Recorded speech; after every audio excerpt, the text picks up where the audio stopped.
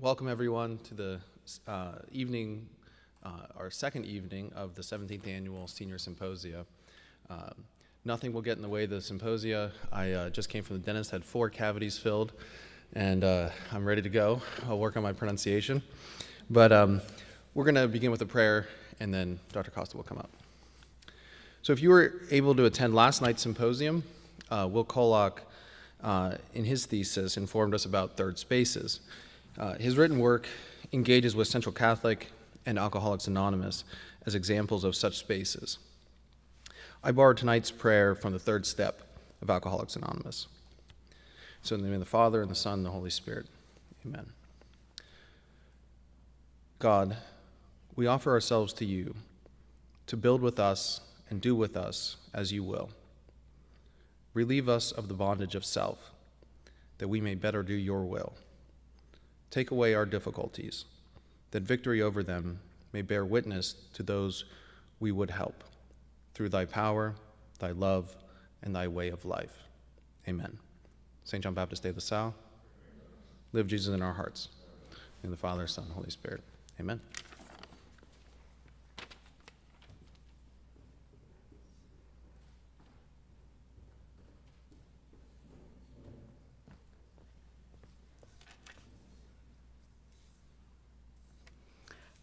Welcome everyone for me too on evening 2 of our 17th Annual Senior Symposia. We started the symposia yesterday with 4 wonderful presentations, followed by a lively and engaging Q&A. Tonight we have 7 more and another 4 tomorrow. So if you're joining us tonight for the first time, you are here right in the thick of it. Welcome. The symposia are an opportunity for the Central Catholic community and friends of this community to come together to celebrate the hard work and accomplishments of the seniors in the David S. Baginski FSC Scholars Program. Yesterday you heard from Liam, Will, Jude, and Riley, who introduced us to an eclectic and fascinating mix of original topics, and that pool is about to get wider and wider tonight. The true spirit of symposia, which is about dialogue, intelligence, curiosity, creativity, interdisciplinary approaches, and compassion for what it means to be human, is alive and thriving in our scholars. Thank you all for coming.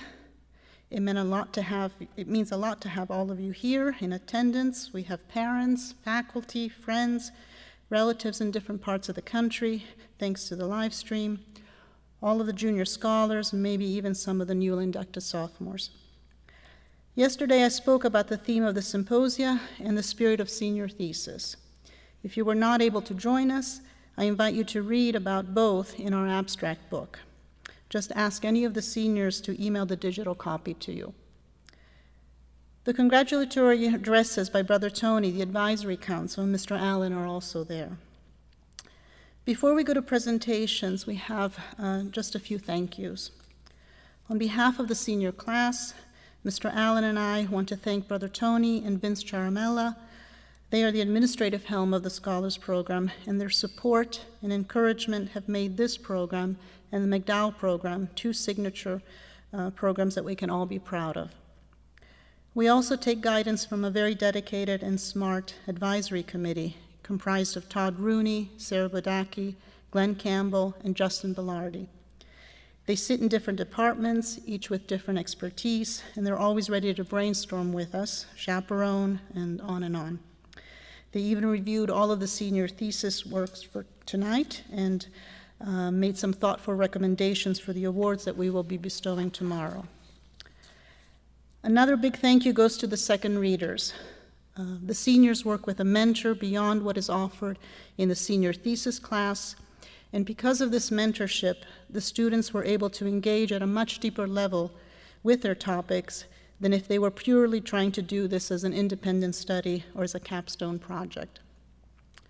We often think of the thesis as words on paper, but the value of a thesis is never just in the product, the thesis itself, but in everything that comes together around it, which includes the relationships and the communities that are built to fuel these projects.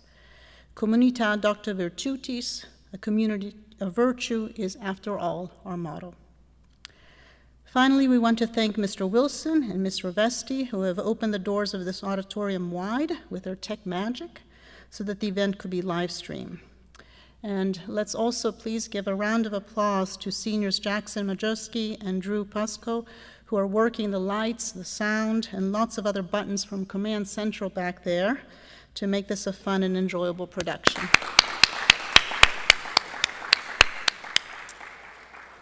And a sweet thanks also to Mark Burnett, Director of Events, for setting the stage and the refreshments, which you're all welcome to enjoy at any point during the evening.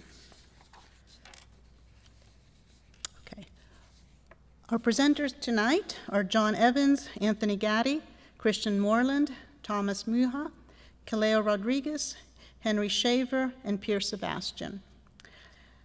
John is going to the College of Holy Cross in Massachusetts and studying English. Anthony Gatti will be at Lehigh University here in PA at the College of Engineering. Christian Moreland at Ohio State University in mechanical engineering. Thomas and Henry both at the University of Michigan. Tom will be studying political science and Henry biology, health, and society. Kaleo is going to Howard University in DC and studying marketing. And Pierce will be at the College of William and Mary in Virginia to study chemistry. The little box next to the seal for Christian's University marks his acceptance into the Ohio State Honors College, so warmest congratulations to Christian on your appointment. And now I'm going to ask that Mr. Allen comes up to the stage and he'll introduce John Evans, our first speaker. Let me put the other slide up too.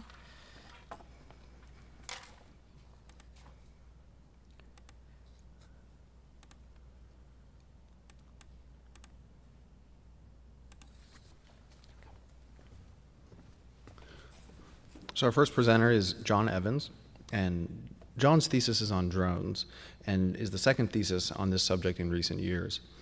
The relevance of such a topic is difficult to overstate.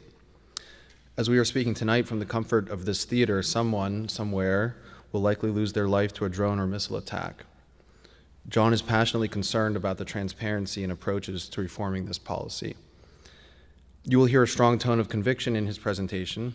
Part of that is due to his love for speech and debate as a dedicated member of Central's forensic team and as a devoted student of our recently deceased brother Kevin Delmas. But I would urge you not to mistake his approach as one-sided, for he critically examines policies, putting on the hat of an investigative journalist, turning over every stone on his path. On method and approach, he wrote this in his end-of-year reflection: "I've absolutely no idea what my method or research was. However, I feel like I could best describe it in a similar way to what the NSA, National Security Agency, does, data mining. Basically, I got a really big net of potential sources and shuffled through the ones that were useful. Then I found my argument." Please welcome John to the stage.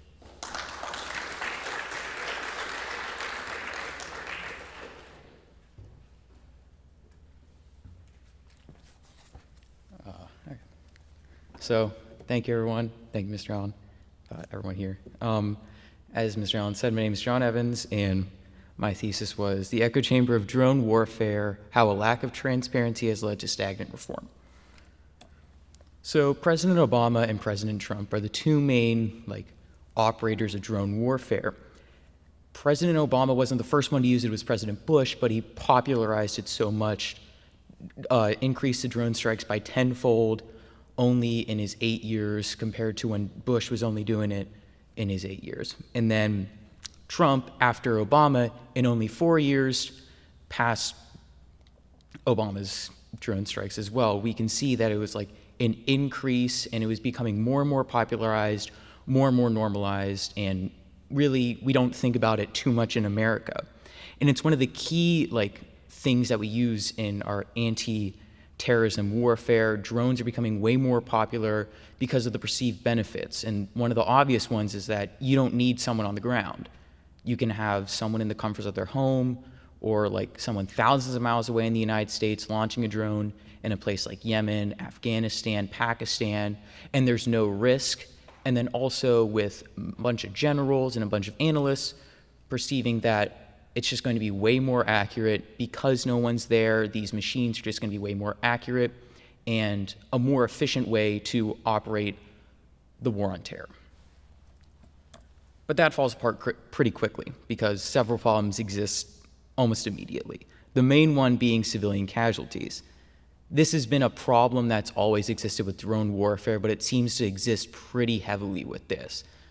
Drone warfare, with it causing so many civilian casualties, one example that always sticks out to me is that when the United States was trying to kill a terrorist general in Pakistan, they killed 76 innocent civilians, but they never got the general. He still exists now and he's still alive. And that problem is just like re-existing and reoccurring, and it's not really being solved. And then illegal drone strike practices. This was mainly caught with the Obama administration, but Trump really never did anything to solve it either. And the two main ones that pop up are just signature strikes, where we basically just assume that someone is a terrorist based upon where they go every day, what clothes they're wearing. We're profiling them. And then the second one is double tap strikes, where we launch a drone strike after another one, which usually ends up killing civilians, medics, which is a huge violation of the Geneva Convention. And then increases in anti-American sentiment and increases in terrorist attacks. Those go hand in hand. Obviously, when you're picking up the dead remains of a family member, or you see a drone strike happen in like one of your local towns, you're going to see like pretty big anti-American sentiment, pretty big like retaliation against that. And it was found that drone strikes, they increase and cause more terrorist attacks, and they cause more anti-American sentiment. Like, it's super easy to write propaganda and have all this graffiti in places like Yemen, Pakistan, when drone strikes are happening there so often. And then vague terrorist requirements. This was mainly due to the Trump administration when he made it easier, or not necessarily easier, but he lowered the requirements for how specific and how certain the United States needed to be for classifying a terrorist, which means that they had more free reign to launch drone strikes, which causes problems almost immediately. And then EKIA, which is basically just enemies killed in action. This is classifying who was killed in a drone strike. And it's problematic because if we didn't know exactly who it was, it could be a civilian, but we can't designate them as a civilian. We would classify them as an enemy killed in action. And the root cause of this, as I like to talk about, and what I conclude in my thesis, is that a lack of transparency within drone operations allows these problems to flourish. And because there's no transparency, or such little transparency, there's no room for reform at all. We can't make any changes. No one knows what's happening. It's a big problem when the only time, like, the American public or any news organization is able to figure out what's happening is when the two people at the top, Glenn Greenwald and Jeremy Satchell, the founders of The Intercept, they get a document released from someone who operates drone strikes every like 5 years. And if that's the only thing that we're getting and the only time we're able to figure out something, that's a pretty big problem. And then on top of that, when generals and people who are in charge of drone operations continuously argue, continuously push out propaganda, saying that drone strikes are the way to go, they're just going to be way more accurate, writing books, writing articles, pushing it as much as they can, like General Hayden at the bottom, it's pretty hard to argue, because just like when you see a general and you see the top person at the NSA saying drone strikes are really good, it's a little bit hard to argue when you're only a civilian and just looking at it from the outside. But on top of that, that has a spillover effect, transparency. When you're more transparent, you're not able to get away with anything. If you're more transparent, then you can be held accountable for what's happening. Because we're not held transparent, or not held accountable, and there's so little transparency, we can't see any of that change happen. Therefore, that spillover effect is basically nullified. So I offer two methods of reform. The first one is modeling an operation called Zar-e-Azab. And it happened in Pakistan back in 2013 because the Pakistani government was getting a lot of backlash from people within the government and civilians because of how unpopular drone strikes were. And they basically said, we're going to lead this operation. The United States is going to be on the side. We will tell you when you're allowed to launch drone strikes. And it was a major tone shift for the United States because they had to be a lot more transparent, and they couldn't just do what they were doing as taking the lead, and when they wanted to launch drone strikes, they could launch them. And it actually worked pretty well. It was super popular among the public. 90% of terrorists in the region, which is North Pakistan, were defeated, and it was pretty successful. And then the second option I give is a combination of the Stimson plan and the Human Rights Watch plan. And it's basically just a bunch of steps given by these organizations that how we can change drone strikes, specifically in regards to changes that were made within the Trump administration.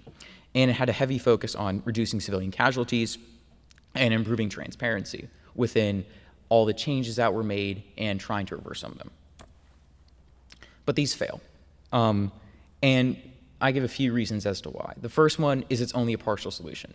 It's targeting a really big problem with only a tiny solution. Giving that tiny solution, you can't just I think of it as putting a Band-Aid over a bullet hole. That's not going to solve the problem. You're pretending like it's going to solve the problem, but it's a really inefficient, and it's just going to be a waste of time.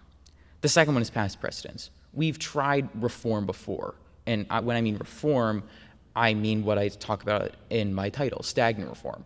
Nothing is truly changed. We have the word reform in there, and we implement changes, but it doesn't really change anything. And we've done this over and over again. We saw it with Obama said he was passing reform, Trump said he was passing reform, but it really didn't change anything on how we were operating. And then no accountability, as I talked about before. These plans, even though they say we're going to be more accountable, they really don't stop the overall problem of accountability. They don't really solve for them. It's kind of just a partial solution, and it doesn't truly address the problem. And then the last two go pretty hand in hand, no incentives to be followed, and ulterior motives. When other plans of reform have been implemented, the United States government really doesn't have an incentive to follow them. The best example I can think about is Obama, when in his last year of presidency, 2016, passed an executive order saying that the United States had to classify or had to have a big report every year saying how many civilians were killed in drone strikes. It immediately fell through because of, as I talked about before, the EKIA classification that most civilians are already classified as enemies because of that. And second of all, how it operated was we didn't need to report those people because the CIA was launching the drone strikes, or we weren't officially declared a war in those zones. And then ulterior motives, the United States government, depending on how you interpret it, is either using these drones and they have a vested interest to continue to use these drones. There's truly no incentive for them to stop using them. They're basically married to them.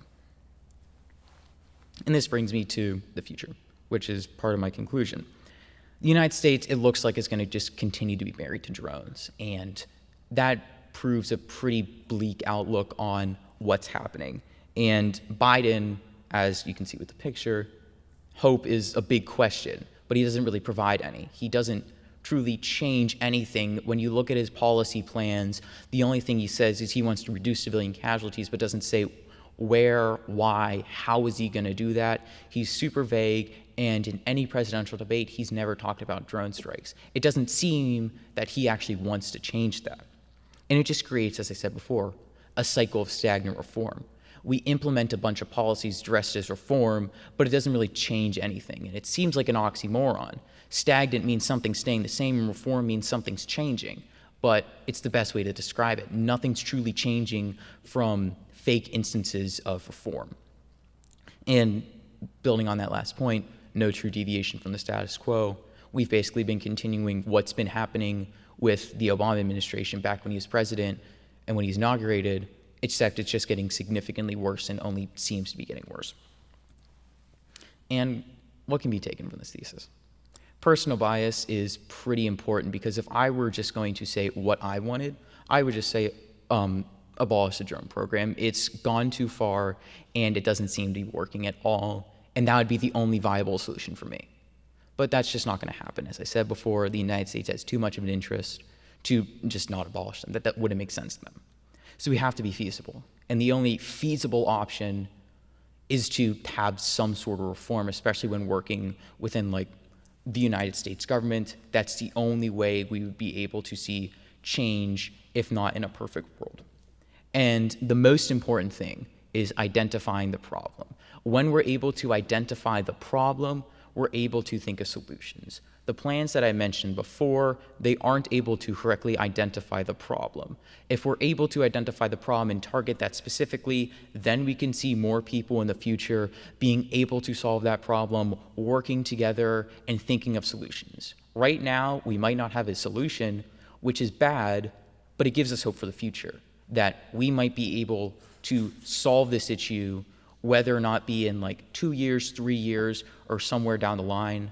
I hope that this thesis is something for policymakers to take in and say, this is how we need to shift our tone and our strategy for fixing and analyzing drone warfare. So, thank you.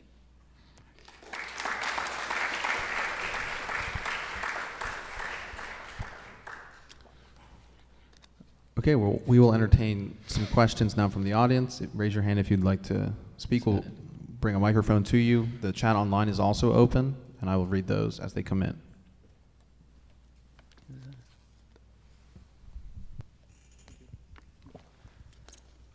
So you suggested that you would like more reform on, more transparency on drone strikes. So I imagine what that could look like is having some sort of council, a council made up of civilians instead of military people to approve of the drone strike instead of it carried out immediately by the generals. But what would you, the problem with that would be it would limit drone effectiveness, right? So the people targeted by drone strikes are all hiding in buildings populated by civilians. And so like hesitation on a drone strike could let the target get away. So increased transparency, that could potentially lead to not being able to hit the targets at all. What would you say to this? So I think the problem that you're seeing, like the problem that I'm seeing with your question is like the transparency that we already see right now is just like basically non-existent. We don't have any transparency whatsoever, as I like talked about in like one of my slides. The only time we're able to find out anything is like when we get like a leaked government document, which is a pretty big problem. And then like increasing effectiveness, like they're not effective in the first place. Like if your effectiveness relies on you, like one of the leaked documents with Jeremy Satchell found, the person who operates the drone strikes said he was taking a gamble every time he was pressing the button because he didn't know exactly who he was targeting. That's a pretty big problem if we don't know exactly who is a terrorist and who isn't a terrorist, and being able to differentiate between the two. If we're not even able to solve that right now, increasing transparency is going to be our best bet to solve that right now, because continuing what's happening is just going to like lead us to no solutions. What do you think the legacy of drone strikes will be both in the U.S. and the Middle East, whether or not this policy is abolished or perhaps becomes obsolescent? It's already been, especially in the Middle East, the one that I focus a lot on in my paper is Pakistan. The government and the assembly in Pakistan has already called for abolishing drone strikes several times, and they stopped communicating with the United States about drone strikes. So basically all we're doing right now is just like, if we feel like launching a drone strike, we will fax them a paper, they don't look at it, we don't get permission to launch the drone strike, and then we launch it. It's pretty bad, and we're already creating we're increasing tensions with those countries. They already don't like us a lot to begin with because we're in there in the first place. It's creating really bad perception of like us being like the police force or like the protectors of the Middle East in this war against terrorism, and it's just creating a really bad picture. And with the United States, at least, I'm trying to think. So it's kind of two ways. So a lot of people don't know enough about drone strikes in the first place to even have a good enough perception. But there are a lot of people, like at least like the people that I use in my paper, myself, hopefully everyone here, like understanding like how detrimental these are to like the United States, the countries that we're bombing, and like how we should operate overall. Do you believe that at the foundation of this, it's fundamentally a moral issue? I mean, if the belief system was that drones can protect lives, right, because we don't have feet on the ground, we're not going into battle, but essentially the way it's turned out, it really doesn't protect lives, because as long as terrorists know that they can hide, you know, in buildings with civilians, the only lives being saved are the lives of the people controlling the drones. So is there a value, I mean, is it a value issue that we just value American lives that much more than I anyone think else? there is, like, at least, so I didn't write it, before I wrote where at least I am right now, I was thinking about writing a little bit more onto like a framework of how the United States operates drones and like how we operate the war on terror. And one of them is like the military industrial complex. We get a lot of money for creating these drones, and the United States military makes a lot of money. They have an incentive to keep doing that. And the second option was doing this idea. It's it was created by Carl Schmitt, and as his idea was, there's not really a difference between like good and bad guys. It's people who are considered your friends and people who are considered your enemies. And in the United States, we've always had that dynamic. With the Cold War is the best example, like the United States versus USSR, we always had that consistent enemy. Now it's shifted to the United States being the good guys, to all these like Middle Eastern terrorist countries being the bad guys. And I think that because we have that mentality, we're able to justify a lot more destruction, because we'll say, like, you know, oh, a few civilians died, but we're doing it in the name of democracy and fighting terrorism. But in reality, it's not changing anything. It's not actually fighting anything.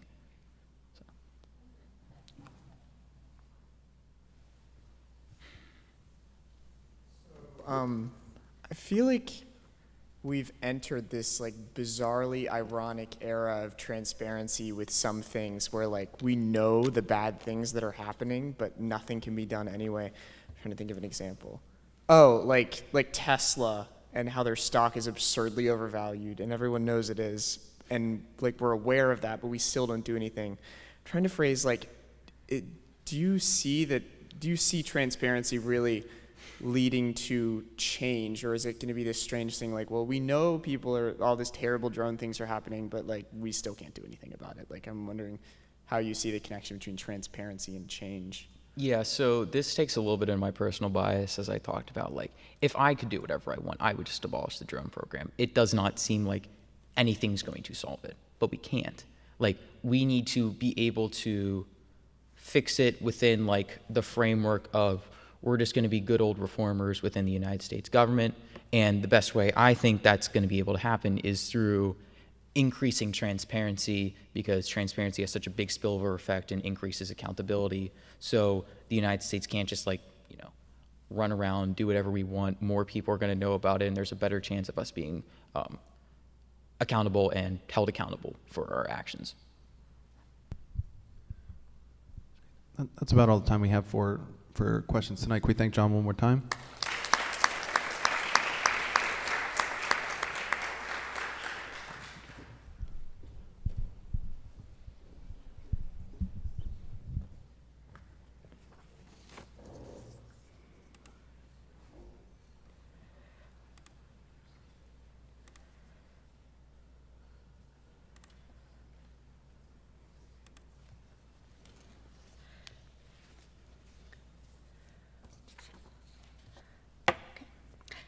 Quite often, thesis projects here at Central, or rather the approaches to them, are born out of reading in junior seminar or an upper-level English class with Mr. O'Connor or Mr. Rooney.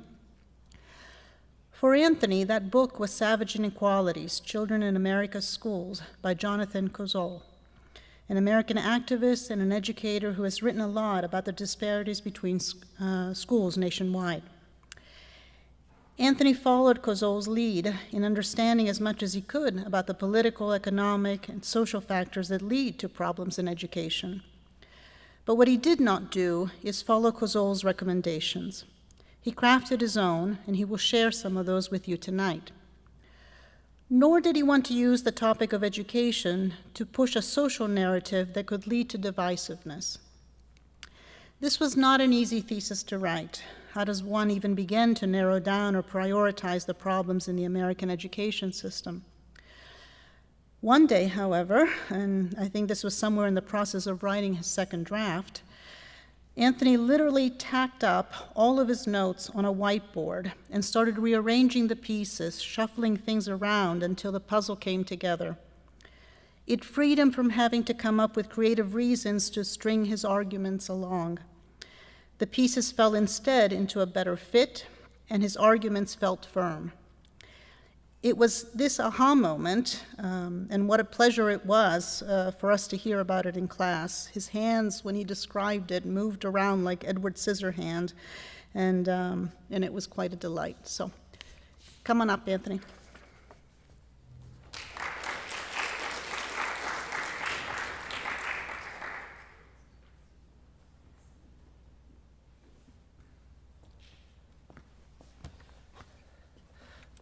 Hi, everyone. As Dr. Costa said, I'm Anthony Gaddy, and my thesis was Separate and Unequal, Confronting the Systemic Racial Inequality in American Public Education.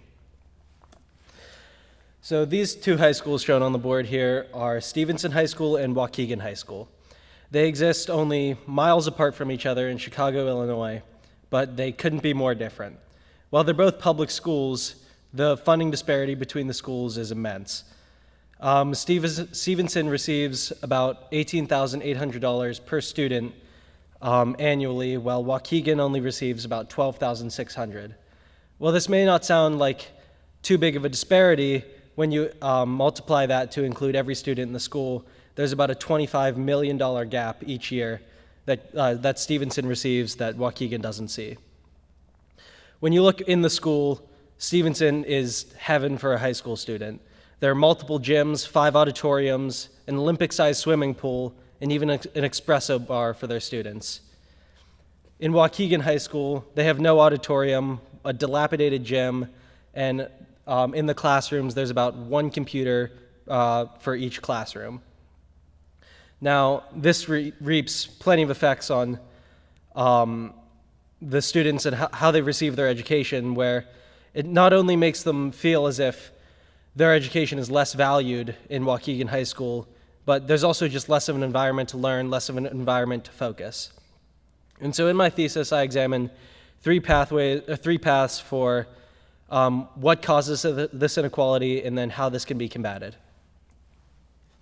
First is how schools are set up in attendance zones. Each school district is broken down into multiple attendance zones, where on average, there are roughly 4 or 5 attendance zones in a school district. On the map shown, this is Pittsburgh's attendance zones. They're supposed to be based on what students can most easily funnel into a specific public school. If you live in a specific zone on that board, you go to your public school that's designated in that zone. While this is a good idea in theory, the issue that arises is these zones become gerrymandered along economic lines and social lines. So as you can see above, they're jagged, oblong jigsaw pieces that fit together but serve to both segregate schools racially and based on the property tax of the neighborhoods that they exist in, which creates a large economic disparity between schools. As in low-income districts, these schools are receiving minimal funding and not being able to serve the students that attend these schools as well. Next, you're going to have to bear with me here as we go through a few funding models, but there are 3 main funding models that are used for public schools, the most popular of which being the foundation grant model. Essentially, these charts show 20 fictional but representative school districts, in which there's a large span of economic ability to fund the schools that exist within these districts. On the far left being the districts with the lowest property tax, and on the far right being the highest. Within the foundation grant model, there's an agreed upon per student funding that each school district needs to meet. In the charts above, it's $10,000. And So with the agreed upon property tax, each district pays what they can, and then the state supplements that to help them reach that minimum per student funding. With the foundation grant model specifically, you can opt into a higher property tax for a district. However, for low-income districts, that has essentially no benefit, as multiplying such a low number is really bringing no extra money to the school, but it's siphoning money from poor families that need that just for living. But in high districts, there's this massive gain that greatly brings an opportunity and resources to their school that's just unattainable for low-income districts. The next model is the centralized school finance model, which is essentially the antithesis of the foundation grant model. In this, the highest economic status, the most affluent school districts, when they exceed that minimum per student funding, that money is then recaptured by the state and then evenly distributed throughout the districts. And while this seems like it could be the ideal plan in theory, what actually happens is the property value in these high-income districts is lowered because they're no longer experiencing this. They don't have the superior public schools that they may have been paying for initially.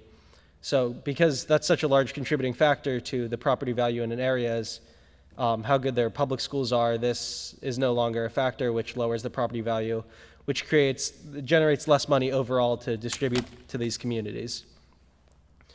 Thirdly, we have the guaranteed tax-based model, which is very similar to the foundation grant model, except when a district opts into a higher tax bracket, there's an agreed upon increment by the state that they receive extra.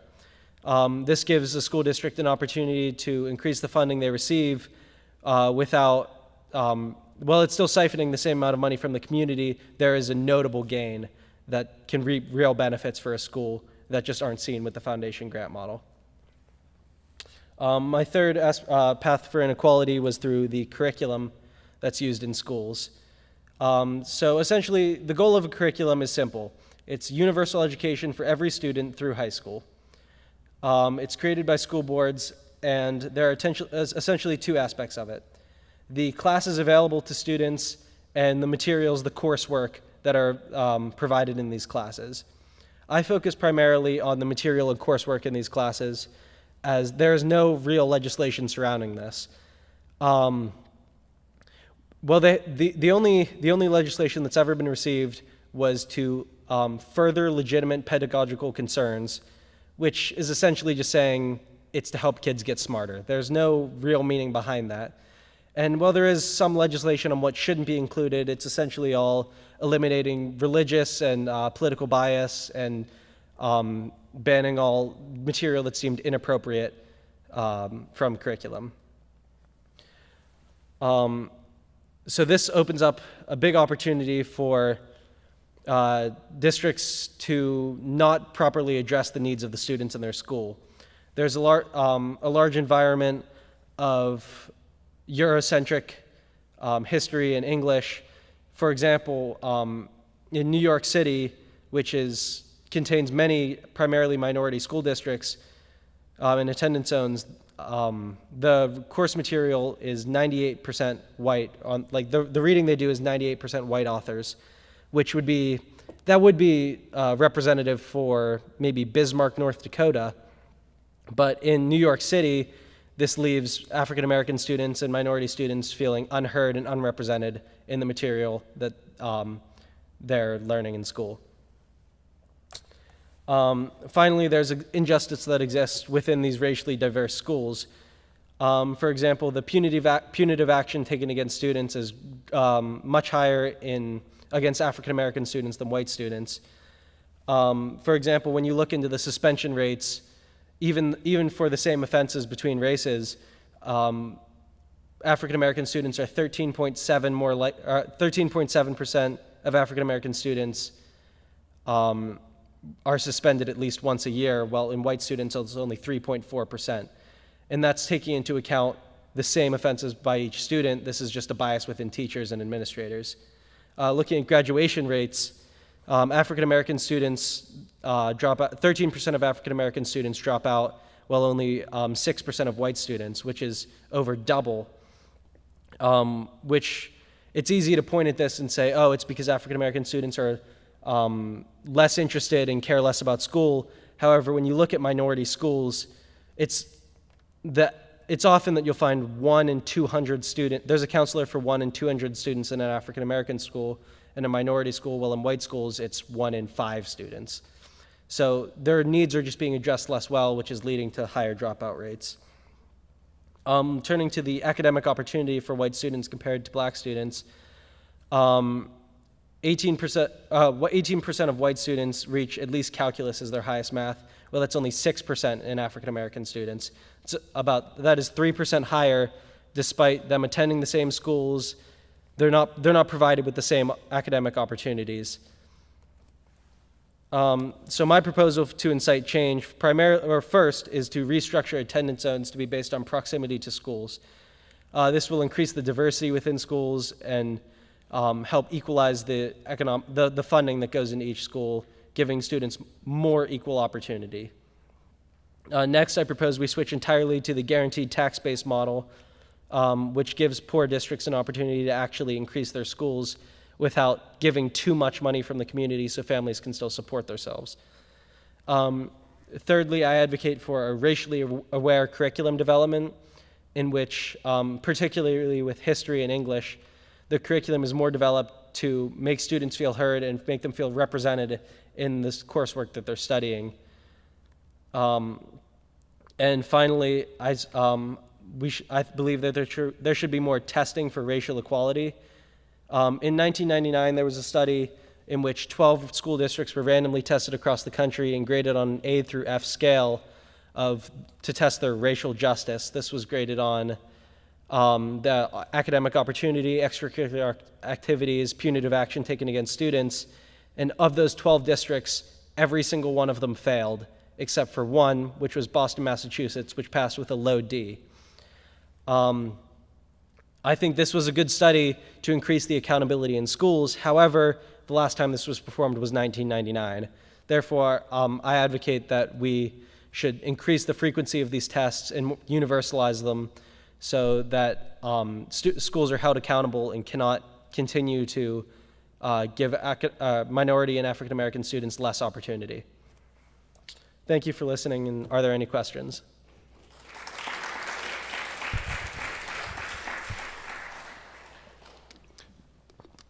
Once again, the chat is open for any live stream participants and any in-person participants. I have 2 questions, if you don't mind. Yep.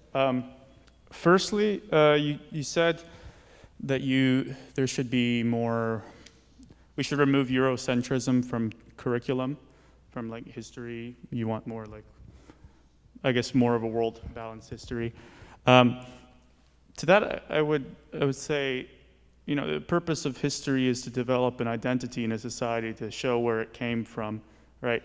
A lot of black people don't know the specific country they came from. Their ancestors came from in Africa, and so the history of Ghana wouldn't have too much influence on the United States today, whereas the history of France, the development of ideas there, would have a lot more impact on how we got here and how we think in the West, right? So it seems a bit, it seems unnecessary to me that, teaching African history, what you would teach the whole of Africa, I don't know, which country's history do you teach, because, African countries had different histories. So what would you respond to that? Thank you. That's a great question. I'm not just advocating for we should focus on each individual history of countries that, like of each country in Africa. I'm saying more, there's a culture of almost shunning African American history, particularly in the United States.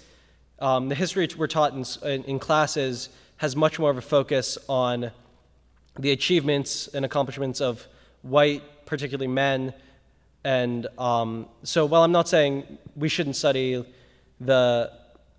I'm not saying there's no value in studying the African history and culture. However, particularly with American history, we need a greater focus on the achievements of African American people and other minorities, because this is shown, particularly in minority communities, there's a much more of engagement with students when they're learning about somebody that they can look to and relate with.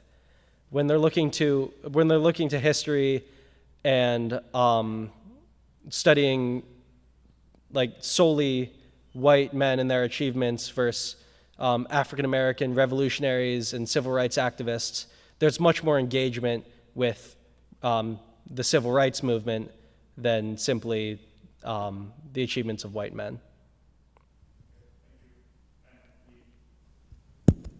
The second question, one of your solutions involved redistricting so as to spread the money around so that more school districts get more equal funding so we don't have this imbalance. I'm a bit skeptical about how money would go to solve the problem because, say, public schools on average get a lot of money, a lot more than Catholic schools. You look at salaries at public school teachers versus at Central Catholic, but still with lower salaries. Look, we have these Thesis Symposium. A lot of public schools don't have this. Most of them don't have this. You know, and even though they have more money, you would think, with more money you can afford better education, but we're doing a lot more with less, right? So how if you put money into the hands of people who don't know how to manage it or don't have an established culture of good education in the school? Yeah, I think I see what you're asking. So while our teachers may not be paid as much and we may not receive as much funding as a public school, we still have an auditorium to come do this symposium in. We have a gym across the parking lot there where we can go play basketball games. The issue with these minority schools with really poor funding is they don't even have the bare minimum of funding to even give students the opportunity to take advantage of what might be in front of them. You'll see in a lot of minority schools, there will be four classes all sharing the same room. There will be 30 students all to the same teacher, where it's not an environment to learn. So while it's easy to point at them and say, oh, they don't care as much about their education, they're not focusing as much, it's more they don't have the opportunity to care as much because they may never have an individual conversation with their teacher. The issue with low-income schools is, while their teachers may be paid more, the school doesn't have the framework to accommodate the students that go there. Though they may be, I'm sorry, I'm having a hard time gathering my words. Well, they may be receiving more funding than Central Catholic. They also have 6 times as many students even. So that there is a greater need for funding there that is not being allocated to classrooms and amenities for the school that is benefiting the students. There are other expenses there. So I don't think it's fair to say that they don't know how to handle their money. There are more expenses than we can address, than they can address with the money, with the funding they're given. Thank you. There's an online question here. Mr. Rooney, again, from yesterday. He's continuing his onslaught. He says, thanks for the presentation. Did you do any work on the role of charter schools or any research in addressing how they might address these concerns, or would they make them worse? Mm-hmm. I didn't look much into charter schools. In my thesis, I included brief sections on private and charter schools. However, I was more focused on how we can improve the state of public schools as they are without switching to an entirely different model. So I can't speak as well on charter schools. However, I think there is merit in charter schools as it's still state funded and more racially diverse schools than we find with private schools. However, they do experience many of the same issues when you look to within the school, the treatment, the unequal treatment of African American and white students. So while they do have many improvements, there's still reform to be found there. A couple questions from the audience. Anthony, nice topic, a huge topic. You have that chart up of Pittsburgh, and I just wondered if you had looked at, Pittsburgh has been trying for many years different ways of improving outcomes in their schools, and I don't know if you looked at Pittsburgh in your backyard, and if anything jumped out to you at what worked or what didn't work, and if not, that's fine as well. So did you research specifically Pittsburgh as opposed to across the United States? No, I didn't look specifically at educational reforms specifically for Pittsburgh. Thank you. So I can't speak too much on that.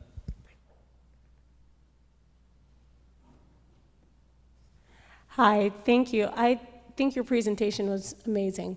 But I'm looking at this photo and I have a question for you in terms of the funding, spreading the funding and seeing if that would actually change the outcome for how these children are educated. And my question is, just some of the systems that we have set up here at even Central Catholic that doesn't receive as much public funding.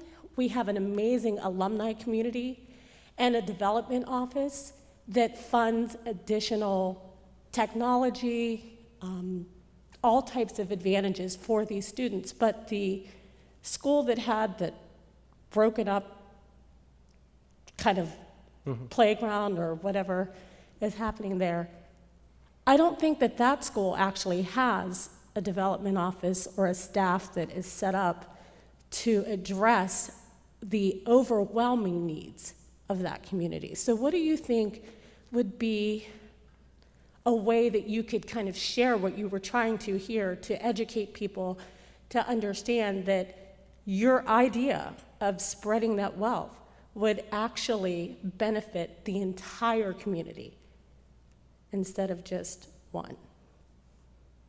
Okay.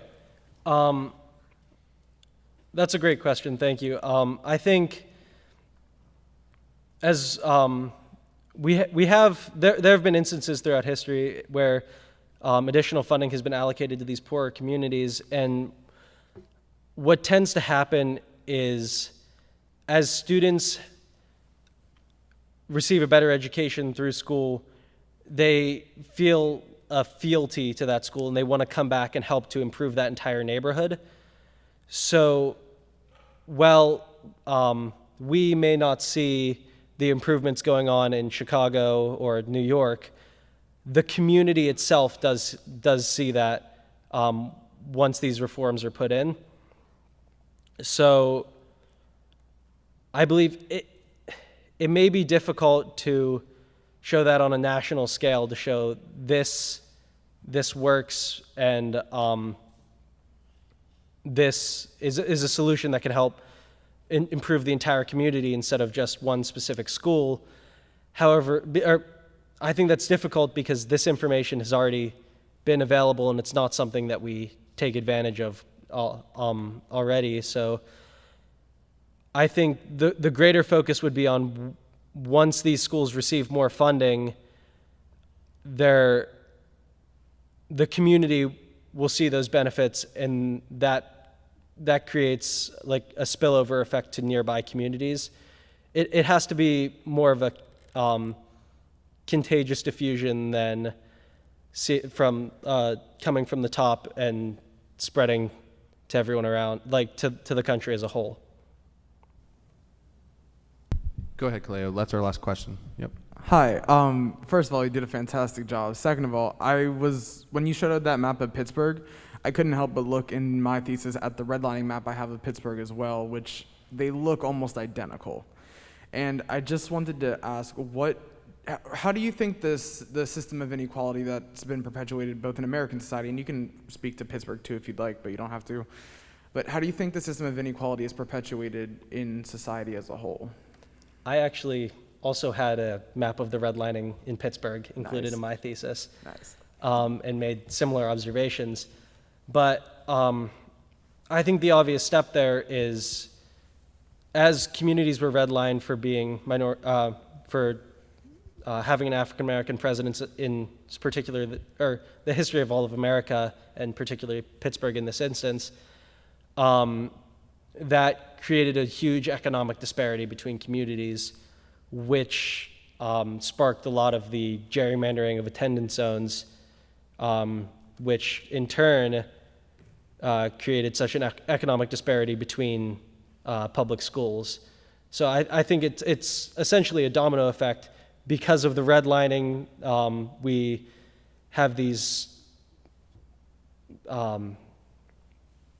poorly formed attendance zones, and because of that, the schools don't receive equal funding. So I think there's a pretty direct correlation as we move from the history of inequality in America to the problems that we have present today. Thank you, Anthony.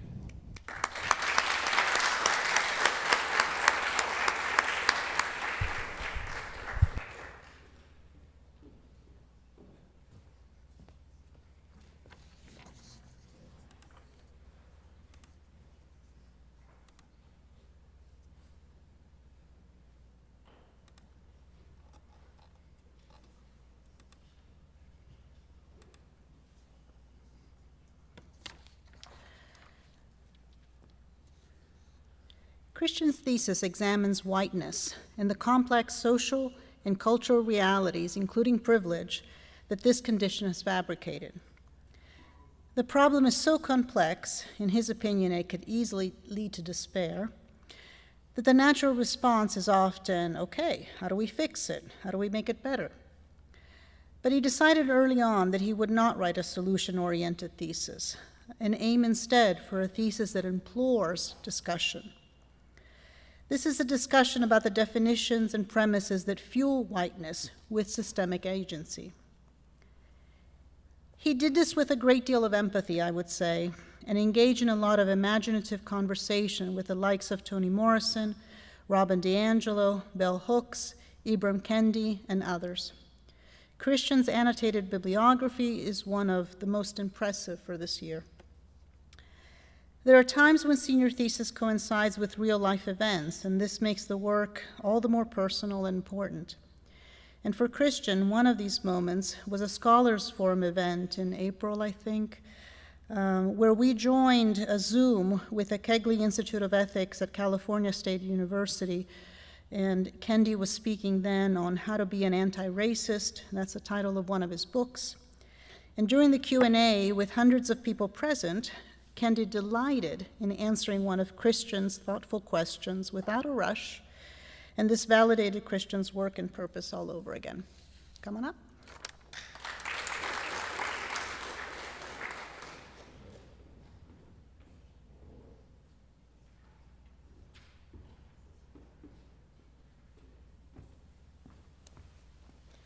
Hello, I'm Christian Moreland. Thank you, Dr. Costa, for that introduction. Today I'll be presenting my thesis titled Combating the Complex Issue of Racism by Re-examining Whiteness. Firstly, I'd like to start with where it all began. Racism in America is a very long issue and a start that we're going to talk about later, but I'd like to start specifically with how it continues to be reformed in America today. And it starts with how children are being taught and socialized. I personally don't have any children, but recently my family and I did just adopt a puppy. So yes, he is cute, yes, he is adorable, but he is also a bundle of chaos that is without rules and without any way of saying what is right and wrong. To this extent, similar with racism, my family and I had to come up with a specific amount of rules that we would apply and a specific amount of commands that we give him, telling him what he can and cannot do. In terms of racism, this specific amount of commands, unlike how our family put it together, is not a unanimous and universal set of commands. There's a variegated amount of metaphors and different forms of the term racism that make it impossible and chaotic to actually discuss the term. So this image that you see in the screen right now is actually the first image that will come up if you look up the term racism. We're going to talk about the two definitions in a second, but the main purpose of this image is actually the number in that top corner. That number in the top corner is the amount of results that come up whenever you look up the word racism. There are about 276 million different versions of the term racism in under half a second. This is in part partially because of the recent rise in discussing racism because of BLM over the summer. However, it's also a process of different metaphors and different ways people view the term racism, and it's a combating between individual ideas. Now let's get into the definitions. The first definition that were provided on that slide is prejudice, discrimination, or antagonism directed against a person or people on the basis of their membership in a particular racial or ethnic group, typically one that is a minority or marginalized. This definition, though examining a specific facet of racism, doesn't actually examine it in its totality. First, we have to separate racism from mere prejudice and discrimination. Prejudice is the action of making a prejudgment about another person. It's an action that's typically concerned with an emotion. Discrimination, on the other hand, is an action compared to said emotion. The more emotion you have, usually the more violent the discrimination, and the less emotion, usually the more subtle. As you can see in the image on the side, there's this cycle between how we feel and how we act. Thoughts and feelings would be relating to prejudice, action being the discrimination. And if our thoughts, feelings, and discriminations are corrupted in a way that we can't actually view the reality for what it is, then our actions in life will follow suit. On the other hand, we have the second definition that's provided, the belief that different races possess distinct characteristics, abilities, or qualities, especially so as to distinguish them as inferior or superior to one another. This definition creates race in a way that examines it as a social construct, which is something very important for the rest of this presentation. You can see that specifically in how it says characteristics, abilities, or qualities. Race as a social construct is another way of saying how race is attributed to mathematical ability, hair color, eye texture, etc. Both of these definitions are attributed to the idea of racism being an attitude and behavior. Both of those aspects are very hard to track, and it plays a role in making racism an extremely ambiguous term that's very hard to combat. So where does this leave us?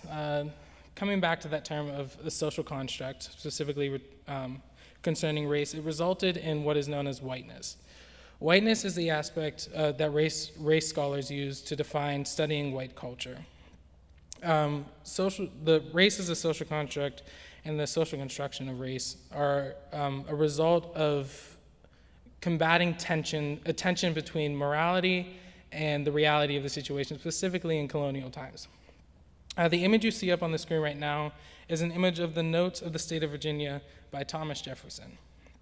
In the early 1600s, and earlier too, I guess, there was the idea that America was created on freedom and equality, but also there was the cultural conditioning that colonial settlers came in with from Europe. The cultural conditioning of dehumanizing and enslaving African American people, slaughtering indigenous people, and annexing Mexican lands. But they couldn't have both. They couldn't have the idea of we have freedom and equality and also the idea of dehumanizing individuals. So in reality, they created something that would justify their actions, the idea of having race as having a superior and inferior race, that making white the superior race. If white was superior, then there would be no need for there to be any issues with dehumanizing another race. And this social construction of race was very crucial in how culture developed in America. The term white wasn't actually first mentioned until the late 1600s in colonial law. By 1790, everyone was required to mention their race on the census. By 1825, a certain degree of blood was able to test if you were Indian or not. From the late 1800s to the earliest 20th century, as immigrants began to come into America, the term for as a racial construct became solidified. This action of this social construct became even more apparent whenever racism was abolished in 1865. Racism was abolished, but whiteness remained as a way to legitimize the exploitation and violence directed towards African Americans in different forms. To be a citizen and to have the rights that accompanied citizenship in America, you had to be white. As a result, a bunch of different racial groups decided to petition courts to be reclassified as Caucasian. Specifically, for example, Armenians successfully reclassified their race as Caucasian because they had a witness, they called it, that could scientifically prove that they were white. By 1922, the Supreme Court actually voted that Japanese cannot be identified as white because they were scientifically Mongoloid. This all began to fall apart as soon as Asian Indians decided to be reclassified as well when they were classified as white previously, and it was determined that they cannot be classified as white because it came to the decision that only a white man can tell who is white. That's chaotic, to say the least. It became this idea of what Baldwin sort of outlines as the lie of being white. This idea that we continue to cling to this social construct of race without actually remembering the fact that it was built on the dehumanization and attack of various different cultures. This has resulted in the current day different forms of microaggressions. I'm only listing 3, but there's a multitude of more that I could have gone on for hours. The first one being oversimplification, which is the idea of simplifying race into an understandable concept in order to move on through your own reality. The second being implicit bias, which is a fancy way of saying prejudice. It's the idea of taking that said prejudice and applying it to another person on racial means. And then the third being colorblind racism. Colorblind racism is the idea of ignoring race because you believe race to be problematic. It's saying statements such as, I don't see color. But in reality, studies have shown that 74% of African Americans identify by their race. In that sense, when you say, I don't see color, you're actually saying, I don't see you. And that's counterproductive, to say the least. We're going to take a look at a video that sort of encapsulates all 3 of these concepts. It's a video released by Pepsi in 2017 of various different protests going on, and American influencer Kendall Jenner doing a photo shoot, and she sees these protests and decides to walk out, and we're going to watch what happens when she does.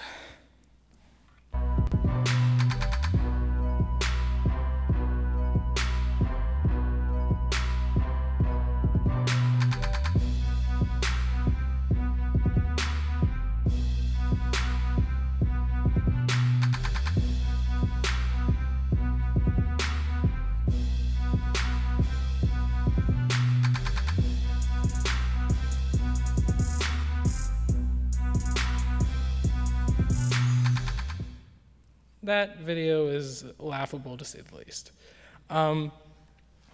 What happens after that is the protests end.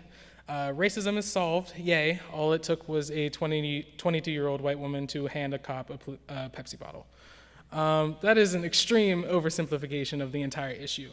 As you can see from a picture of a Black Lives Matter movement over the summer, there's a similarly aged black woman going up to the police officer. She does not have a Pepsi bottle in hand. Maybe that was the issue. But the police officers are backing up in fear, in a sense. And no other way to say it, but that's just wrong. She's coming up with the intention of peacefully solving an issue that is structurally hurting an entire community. Kendall Jenner, on the other hand, though it wasn't her intention, it was Pepsi's intention, is trying to promote a product. This oversimplification, implicit bias, and colorblind racism that was potent in the Pepsi commercial leads me to believe that there's this idea and psychology surrounding racism that tries to ignore it, that really works hard to get rid of it. I found that this is very similar to how mental disorders are actually classified in America using the DSM, which is pretty much a guidebook for how mental disorders are classified. A mental disorder is a emotional or behavioral aspect that sort of disrupts someone's place in society. Now that's a loose definition. There are various definitions. The DSM has been reviewed 7 times and is still being reviewed. But for now, I'm just going to use that. Racism is an emotional and behavioral aspect we established that early. It's a prejudice. It's a discrimination accompanied by a privilege. But it's also a way that's disrupting our society. It's disrupting someone's place in society. So in my opinion, it's very simple to just take the extra step and identify it as a mental illness. If we do that, it's much simpler to combat it in a way that we can identify it. The whole problem with combating racism is the fact that we can't agree on how to identify it, and we can't agree how we can move forward. The one case study that I found, upon many, is that Pittsburgh also has sort of a false ideal, an idea that it's the most livable city. As you can see in the top corner over there, it says Pittsburgh was #2 most livable city as of 2018. And then if you see in the image under that, it actually has the categories in which it was ranked. It was ranked on healthcare, stability, infrastructure, education, and culture and environment. I don't know about anyone else, but Pittsburgh's potholes are increasing on a daily, and I don't know if anyone else remembers this incident, but Pittsburgh's infrastructure is not good. Matter of fact, it was actually given a C- on a nationwide scale. There's also stability-wise, which is pertaining to crime rate. It's in Pittsburgh, there has been a various amount of racially and ethnically driven hate crimes, specifically talking about over the past couple of years, the Tree of Life shooting. And since the Tree of Life shooting, there's actually been a 40% increase in homicides in Pittsburgh. And also healthcare and education, as you heard in Gaddy's paper, is a disparity among predominantly black areas. In this case, there's Braddock, predominantly steel-heavy, predominantly black steel-heavy community, and there's also the Hill District. All of these facets of racism and these ideas coming together into the idea that I sort of changed the title from Pittsburgh is the most livable city to Pittsburgh is the most livable city if you're not black. This is a very serious concept, and I'm going to go on farther with a graph on the next slide. So on this slide, we see the incarceration rates of Pittsburgh and on a county, regional, and national level. For the sake of this argument, I'm only going to be using a city level because the ratio of African Americans to white people in the entire nation is such a large gap, you can't get a proper number from it. It's actually 76% white to 13% African American in America. However, in Pittsburgh, it's much closer. It's more of a 2-to-1. There's a 66% white and a 33% African American Hispanic mixed in that area. So as we see with the ages 17 and under, which is extremely concerning, there's about a 38% difference between incarceration rates. 74% of African Americans under the age of 17 are arrested in Pittsburgh. 18 and over, it's about a 7% difference, being 53% to 46%. And I ask myself, how could this be? How is it that a 17-year-old is being arrested, a black 17-year-old is being arrested more than his white counterpart? And I came to the conclusion that we all come back to this idea of definitions. The police officer has his own implicit bias. He has his own way he was taught. He has his own definition he was told. So we come full circle. Why is it so hard to define? Why can't we come to this conclusion? Why do we keep going in circles? And the best metaphor I found was by Marilyn Fryer. She has the birdcage metaphor, where if you go really close up to a birdcage, you can actually see through it. And you'll ask yourself, why doesn't the bird just fly away? However, if you turn a little bit to the left or right, I don't know, depending on the person, you actually see that you get an idea of wires. You sort of start seeing them, but you still ask your question, he can still fly away, this bird. But then if you back all the way up, if you take a couple steps back, you see that the birdcage actually holds the bird firmly in place. There's nowhere for it to go. This metaphor has been combated in a sense that when African Americans gain power, in a sense that could be power or fame, they escape the birdcage. That's a lie. The birdcage just gets larger. And it's just the idea of denying the institutional and legal control that comes along with racism. So I decided to take it upon myself to propose a new definition. My definition is not entirely unique. There are other definitions that are very similar to it, but this is my wording. A projected lack of appreciation for the other and a self-centered mentality backed by institutional control and legal authority. In simpler terms, there's this sort of equation that I use to identify racism. When there's prejudice plus discrimination plus privilege, you're capable of having racism. Everyone can be prejudiced, everyone can have discrimination, but whenever there's privilege, then it becomes racism.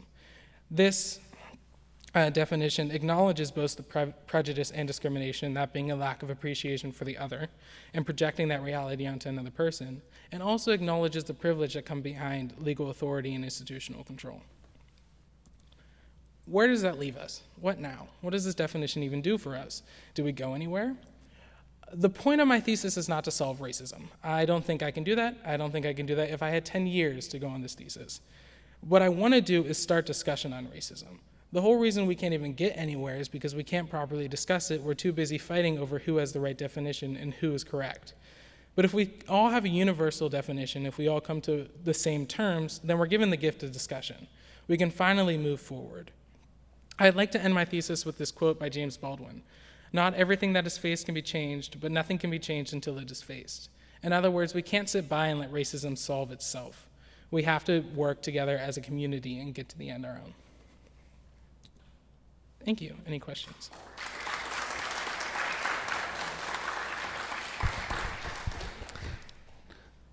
Thank you, Christian. We're going to take some more questions from the audience here first.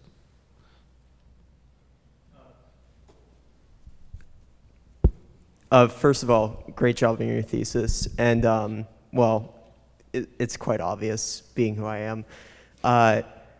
What do you see as, like as to what my question is going to be, what do you see as capitalism's role in perpetuating racism and commodifying racial issues? So capitalism's role in racism, or at least racism in general, is the idea that there's a whole lot of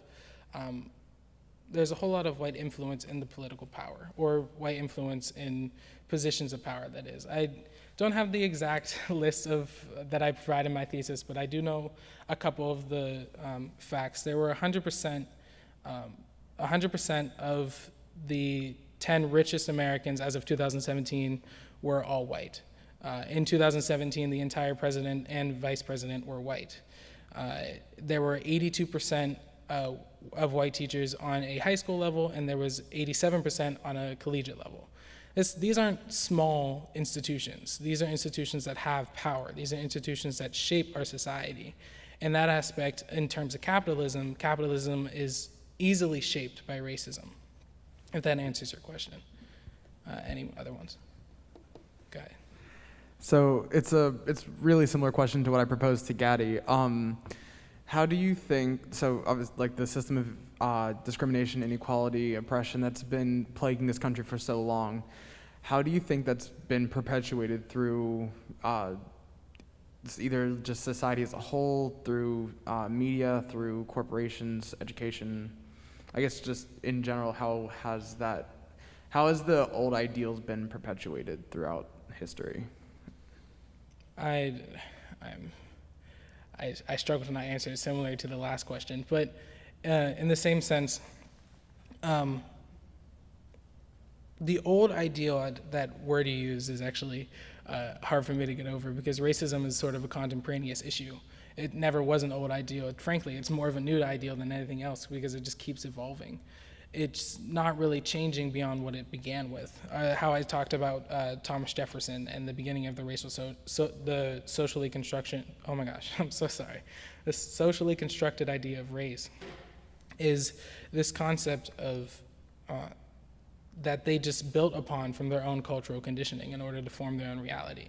It's this idea that I don't really go farther on in my paper, but it is the idea that Annabelle Keano, that Jude talked about yesterday, it sort of talks about for this like quest for power, this idea that society has been separated into the conquerors and the conquered. So there's this fight to get into the conqueror's idea when it's reality that shouldn't be its separation. You're welcome. Thanks.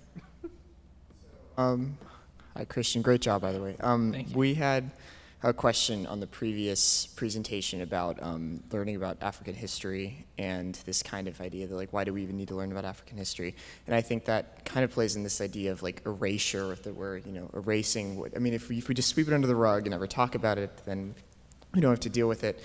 Or, you know, just Pepsi cans can solve things and not learning about things. And I just wonder, like, what role does erasure have in what you were learning about, you know, this problem about definitions and racism? What, like, role of just turning a blind eye? Kind of. So my initial paper was actually specifically discussing the oversimplification of race, and this idea that we have so many forms of race that we've paradoxically become confused, and we can't come up with a single one. And in terms of education, this is a little bit off topic, and I'm sort of using your question as a rant for myself, but there was Robin DiAngelo, who was a major influence on my paper. She actually came up with a metaphor of sort of African American history and African American accomplishments are sort of allowed to be talked about rather than just talked about. Discussing Black History Month. We were given Black History Month rather than it being an entire year. And it became really interesting if you just replaced a single person in their accomplishments and replaced it with they gained this versus they were allowed to have this. Like if you took a famous artist or someone who's a famous Black artist, I don't know, let's use Jay-Z for example. If you change it from he earned his position and status as an artist to he was given his position and status as an artist, it becomes a whole different question, and you have to sit there and sort of examine it. And back to your question with how like this idea of different forms of race have affected education, it's very hard to teach children on racism whenever the curriculum doesn't actually support it.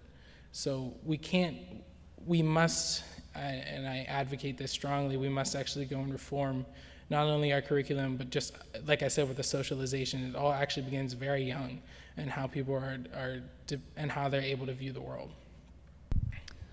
Thank you, Christian. There's one, the chat's actually blowing up right now. It's, there are several people coming in, so I wanted to combine a question and then we'll move on to the next presenter. So this is from Dom and also another questioner. They ask about the risk of oversimplifying, you know, which you talk about, who gets to define race and racism? And then Dom is asking, he's a junior, he's asking about what role the media can play in, or should play, in promoting active positive change. Okay, I'll take that piece by piece. The first one being who actually gets to decide who defines racism. That's just going to lead us down an entire cycle of going over this again. Everyone's going to be like, I get to define it, I get to define it, but we just need to step back and look at it like as the birdcage is. We need to take a chance as a community to sort of examine the concept as a whole. And we can't do that without our own bias already taking part. It was very hard for me to actually write this thesis and come up with a definition without my own bias. It was very hard to come to this conclusion. And like I said, I'm only a piece in this giant game of trying to figure out racism. And it's gonna take a lot of people, and it can't be left to just an individual. The role of the media, I really just want to say in short, don't do what Pepsi did, but the media should do its best to not give overimportance to race, but also not ignore it. Giving too much attention to race has also paradoxically had the same results as oversimplification. And to that end, the media should do its best to, without being controversial, I don't know how, but the media should do its best to sort of identify and combat racism in a way that's useful, in a sense, rather than providing their own motive. Okay, thank you, Christian.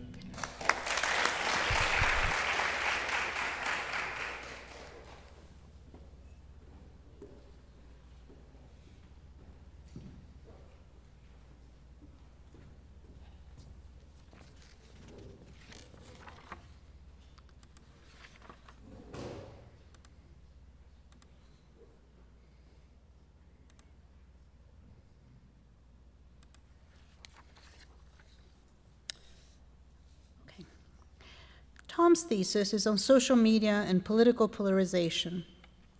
Tried writing that thesis during one of the most tumultuous presidential elections in our history. Go ahead, put yourself in Tom's shoes even for a second or two. On morning after every insurrection, social media scandal, a bizarre Twitter storm, Tom would arrive to senior thesis only be inundated with questions along the lines of, what are you going to write about this one, huh, Tom? Most of the time, he politely shook his head. It was his way of not playing into the hysteria of it all, I suppose. But he never dismissed or tuned out what was happening around him. He handled it as if he was working in a sort of live laboratory, doing research in real time, and emerged not just with a summary of what had transpired, but with a recommendation-driven thesis. You will hear tonight about some of the regulatory ideas that he believes will go a long way to keep political polarization in check. Tom.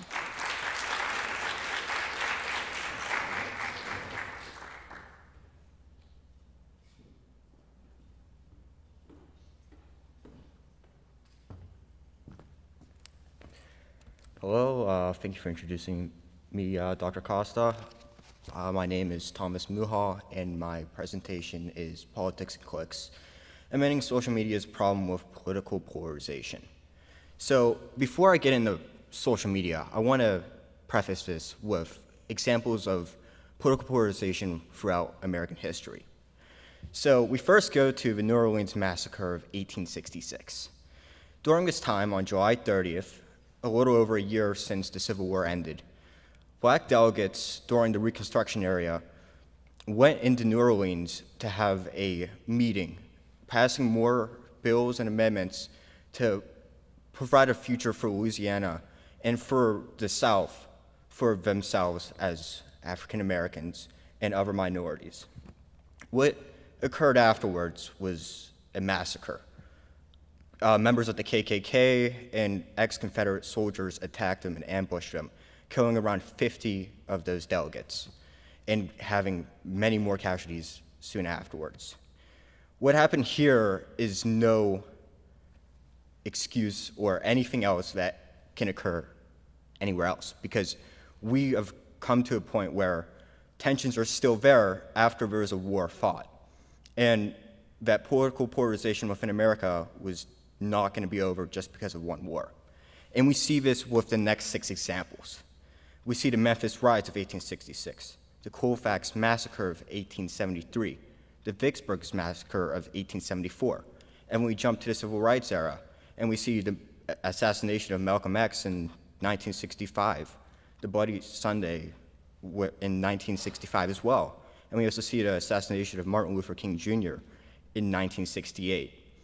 I'd say from the Civil Rights era and also during Reconstruction, we see 2 eras of where political polarization within America was at such high levels that people were willing to see those who do not agree with them as the other, as the devil almost, to a point where they don't see each other as Americans or someone that they're in the same situation as, but as someone who's there to attack them and to erase their style of living.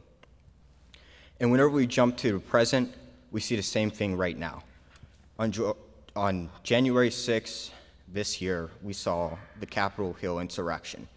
Many supporters of Donald Trump and other ideas, such as QAnon, attacked the Capitol, calling for the death of candidates and people within the building because they did not agree with their same ideas. They saw them as the evil counterpart of themselves, someone who's not American, who's not an art human, but is someone who's there to attack their way of living. And we also see the same thing in the Portland riots that have been happening over the past year, where we see them attacking government buildings, attacking people because they think that they're not getting their fair share at what they want. They will attack anyone because they think that those who are not with them are against them and trying to destroy them completely. And now we ask, how does social media play into this?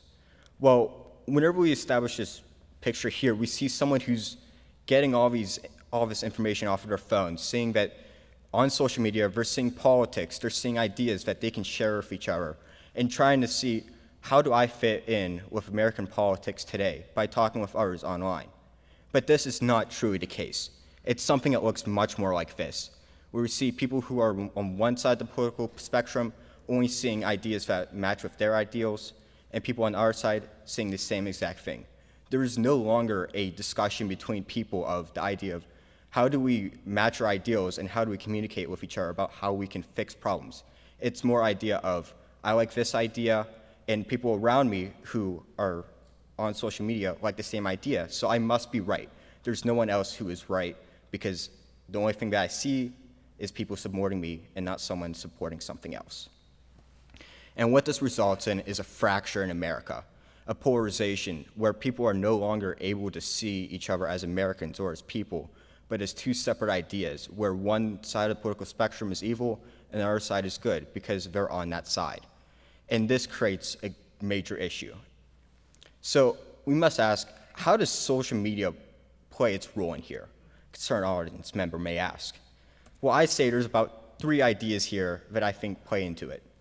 It's the idea of dividing algorithms that separate people based off their political ideals.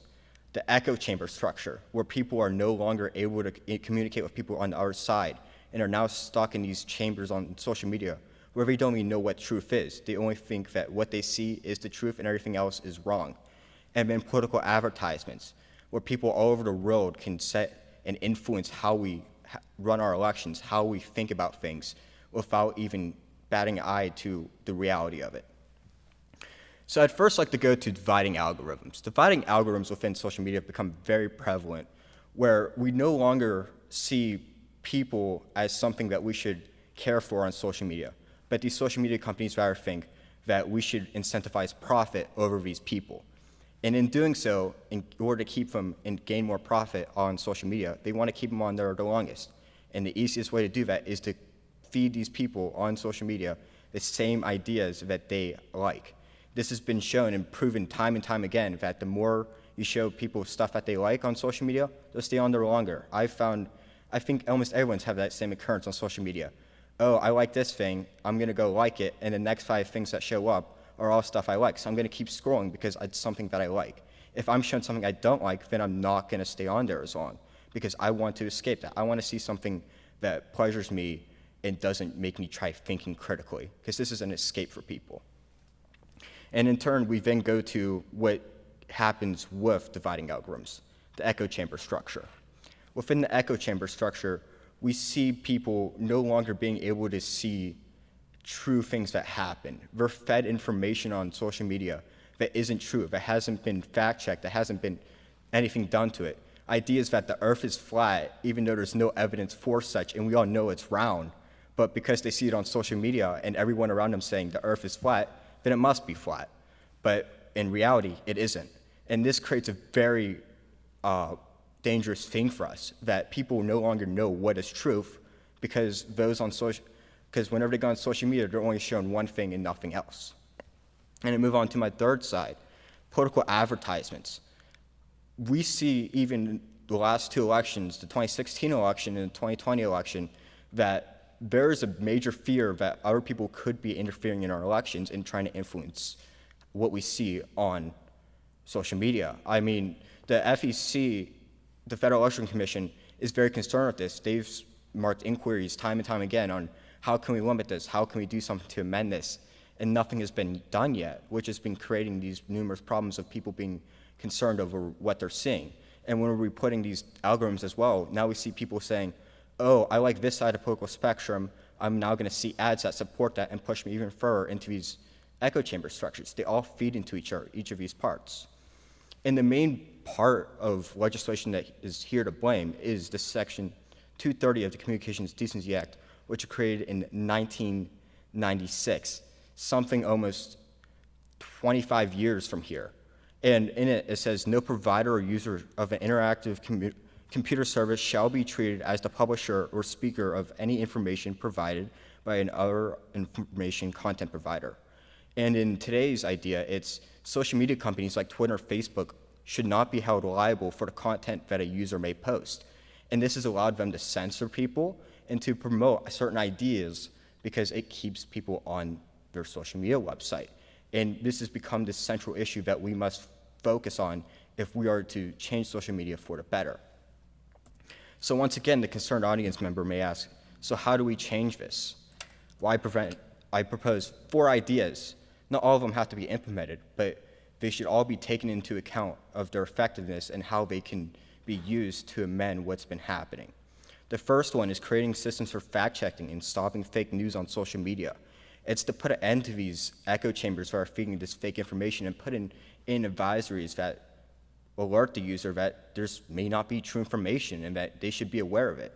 And then we look at number 2, creating social media feeds that promote both sides of the political spectrum, a complete counterpart to that of dividing algorithms, where instead of making people say, I like this, I'm gonna keep going, make them think about it. Make them realize that there's another side of America that they have to acknowledge in order to proceed. If we make people realize this, then we can achieve a more unitarian idea. And then number 3, we look to reduce and regulate the usage of political advertisements on social media. Instead of having these ads go everywhere and be intertwined within these algorithms and echo chambers, we should we should regulate them so that there's no longer this fear of we don't know what's going out there, but instead of letting us curate and make sure that there's not an influx of one idea or another and not influencing someone to a great extent.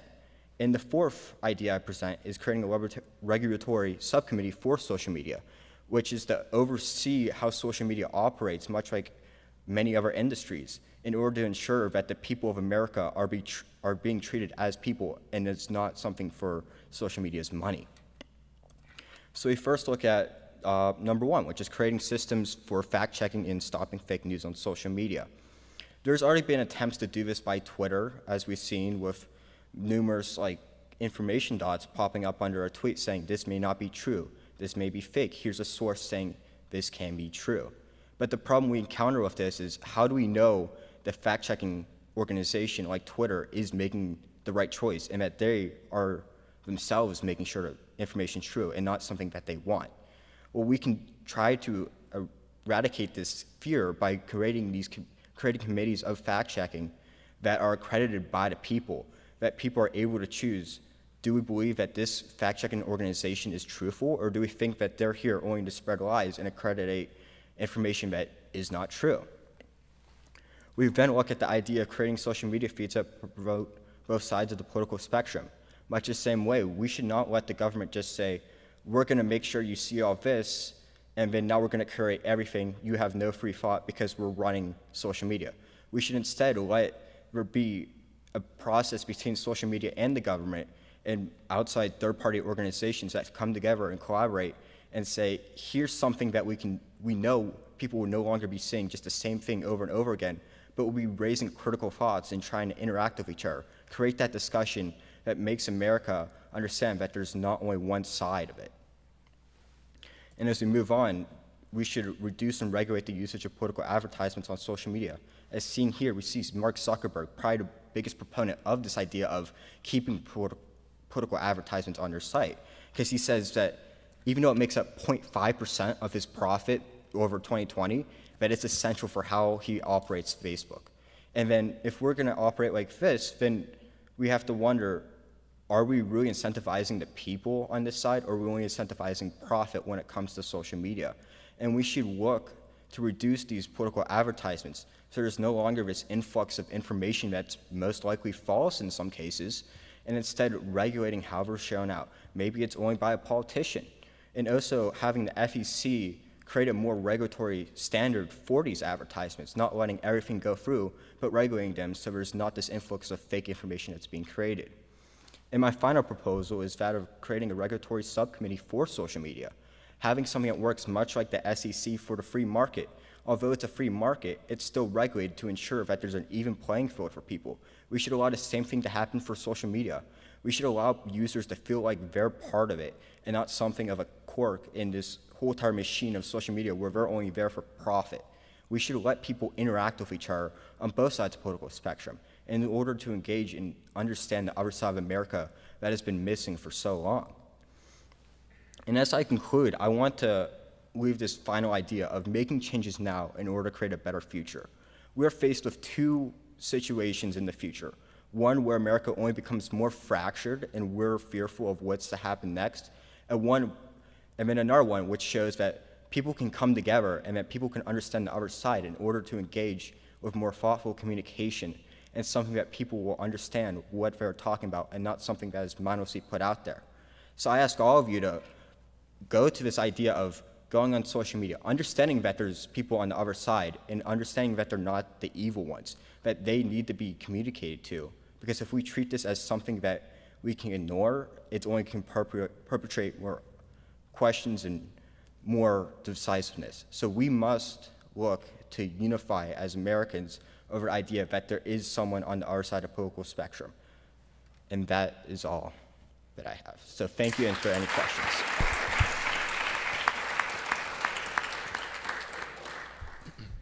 Thank you, Tom. I anticipate quite a few questions from the audience here, so.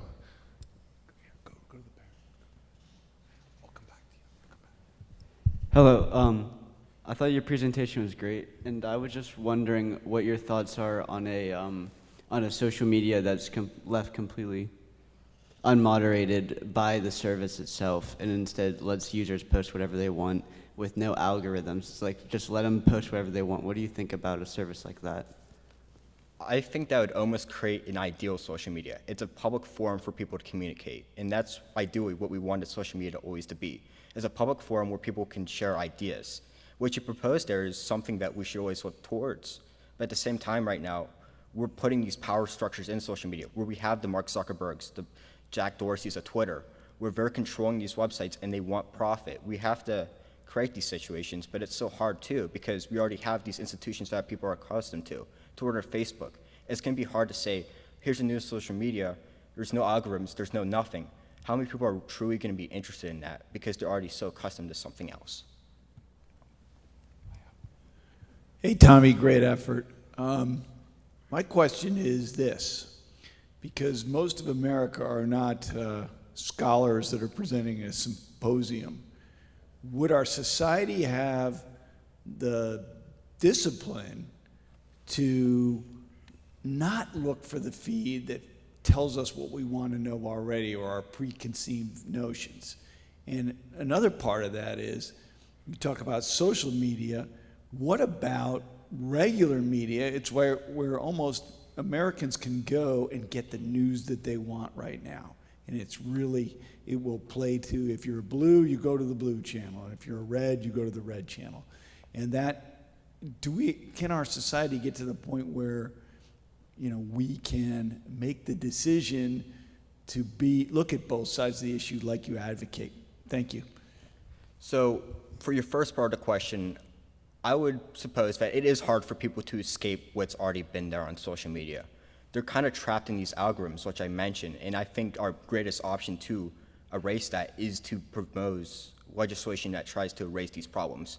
I mean, I can try to look at somewhere else on Twitter or somewhere else on Facebook that doesn't match my views, but it's also going to be difficult in that sense because Twitter's working to make sure I don't do that because they want to keep me on there longer. They don't want to see me go off because I don't agree with something. And to your second part, I chose social media because it's this up-and-coming social media, or media in general, that's not very regulated. Cable networks and everything else has a little bit more regulation there. But whenever you look at it, whenever you see Fox and MSNBC, two different sides on the political spectrum, we see the same thing that's happening. And creating these changes here on social media should almost create a framework for all of our medias, that maybe we shouldn't be incentivizing, I have a 24 hours news network that's only promoting my views. Maybe we should say, maybe we should mix it up sometimes, maybe see something else, and we should start promoting that throughout all media. But I believe social media is the stepping stone that we need to use. I think that, again, another amazing presentation, but I have a quick thought, and I was hoping that you could maybe talk through this a little bit. You mentioned that politics influences what we see on social media a lot, and it's feeding one side or another side. And on an abstract thought, if we focused on maybe term limits for some of these political leaders, do you think that would have an effect that they would stop pandering to certain issues and certain groups and start focusing on things that actually would bring about community unity and change? So your question is more on domestic policy, and I do agree. Term limits are essential, but I think another even major player in this is not just term limits, but lobbyists of these ISP, internet service providers, and social media firms that are saying we want to keep it the way we have it. So I think we should also put in regulatory standards for these lobbyists that are also influencing the idea of not changing Section 230 because it keeps social media as profitable as it can be. We should look to eradicate that idea first before we say, oh, we're just going to change the whole entire system of how we run America currently. We should look at the small parts first and work up. Yeah, I tend to agree with you, what you said about fact-checking, the importance of fact-checking disinformation. So I just want to say I agree, but I just want to wonder your responses to this, because I've been reading a lot about it, that people are concerned that fact-checking, and basically like preventing people from posting whatever they want is a possibly like, infringing on free speech, and that's going to be a major issue, as this whole political thing goes forward. So I just want to know what your thoughts are, and maybe how do we balance free speech with fact-checking? Right. So with the fact-checking idea, we want to have these organizations that are accredited by the people, not just by themselves or by a company. And we also have to account for free speech on social media, which is very difficult to ascertain because social media is a private corporation. These are ran by private corporations like Facebook and Twitter that are on the public stock exchange. So how do we say social media is now a public forum for the people? And that's a new classification that we should look to. And we should also look to how we fact-checked.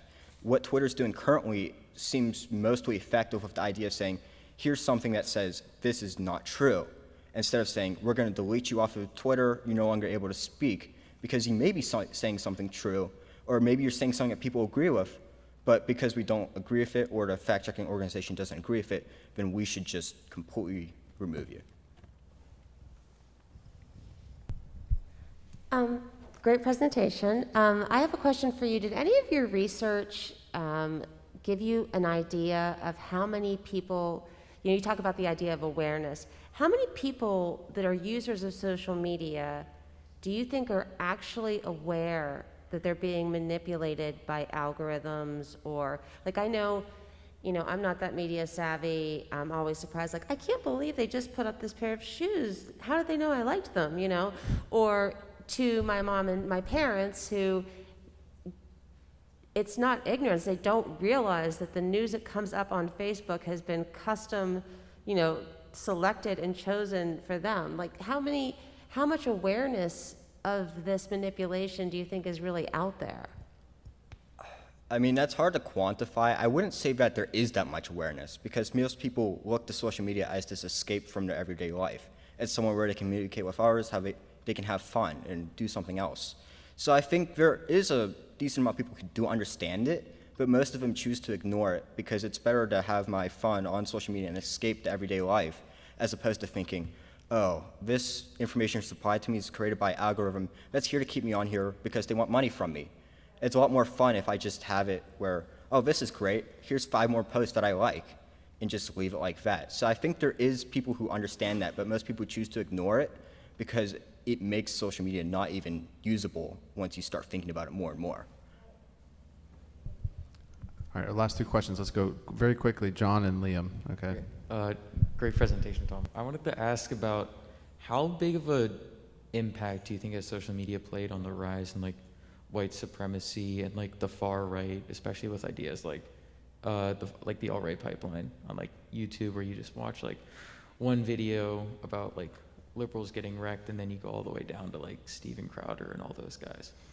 So I do understand what you're saying about the far-right pipeline, where you go on YouTube, search one thing, and it ends up pretty much seeing videos about white extremists. Yes, those algorithms are set in there and they exist. I think that it does play a major part there with creating these white supremacist people on social media. And I mean, you see that with all these groups, that it's not just white supremacists, it's all these other groups that are like, we are so extreme because we're pretty much funneled into these echo chambers, which is what I talked about. That they play a central role in creating white supremacy in other groups because that's what they're made for. They're not made for, oh, we just want to value the person. We're here to value profit, and we figured the best way to create this profit is feeding people through this pipeline, so we're now in these groups. So I do think that plays a very big role in creating these groups. Okay, we're gonna see how this goes. It's gonna be a little bit nebulous. I was thinking about some of the stuff you were saying at the beginning, with the problem being that social media and also the internet, it's not necessary. I mean, it can be just that you're being fed misinformation, but it can also be that you're being blocked off from information simply via intentional ignorance. Like you're being manipulated away from even knowing what there is to know. And then the problem with that is that because you're not interacting with this really open platform, you're interacting with a very meticulously crafted platform, engineered to create profit for major social media tech companies. And the FTC's powers are laughably weak, especially with some of the things that John was talking about, because, I mean, that's one of the reasons why its powers are so weak. Do you see any opportunity for there to be social internet media platforms outside of major tech companies or financially motivated platforms? Right now, currently, and that speaks to probably one of the earlier questions we had, the idea of just having a public forum online. That's the ideal, but as of right now, it's going to be very hard because a lot of these people are profit incentivized. If I create that forum, maybe that's what our sole intention was. There's been examples of people creating social media for the idea of having a forum, but then it gets created and manipulated into this idea of, oh, I have this forum, but I can also manipulate it so I get more profits. Maybe place some ads here. Maybe create an algorithm to incentivize this idea. So whenever we keep pushing that, then it's very hard to have it nowadays. There's going to need to be restructuring with the legislature and other ideas before we can truly have the idea of a free public forum for people to communicate online. Thank you, Tom. Very good.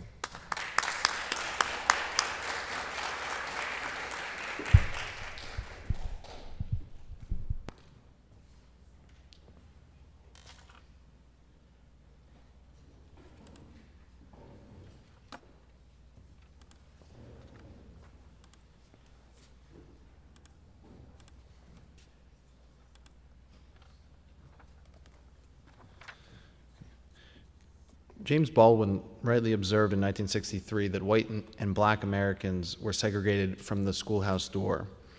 This, he felt, contributed to the corrosive evils of segregation, apathy and ignorance, which kept race communities from encountering each other.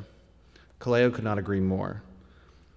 Kaleo's in-depth research explores the history and impact that redlining and gentrification have had on the city of Pittsburgh. His aha moment came when he began to notice the intersection of class, and not merely, as he puts it, a black and white issue. In the last few weeks of classes here at Central Catholic, Kaleo made a point of popping into the scholars' room and sitting in on some freshman human geography classes. He happened to catch a few lessons about redlining and new urban policy planning. He jumped right in and began to educate some of my freshmen about the topic using resources from his thesis. I was happy to step aside and listen. Come on up.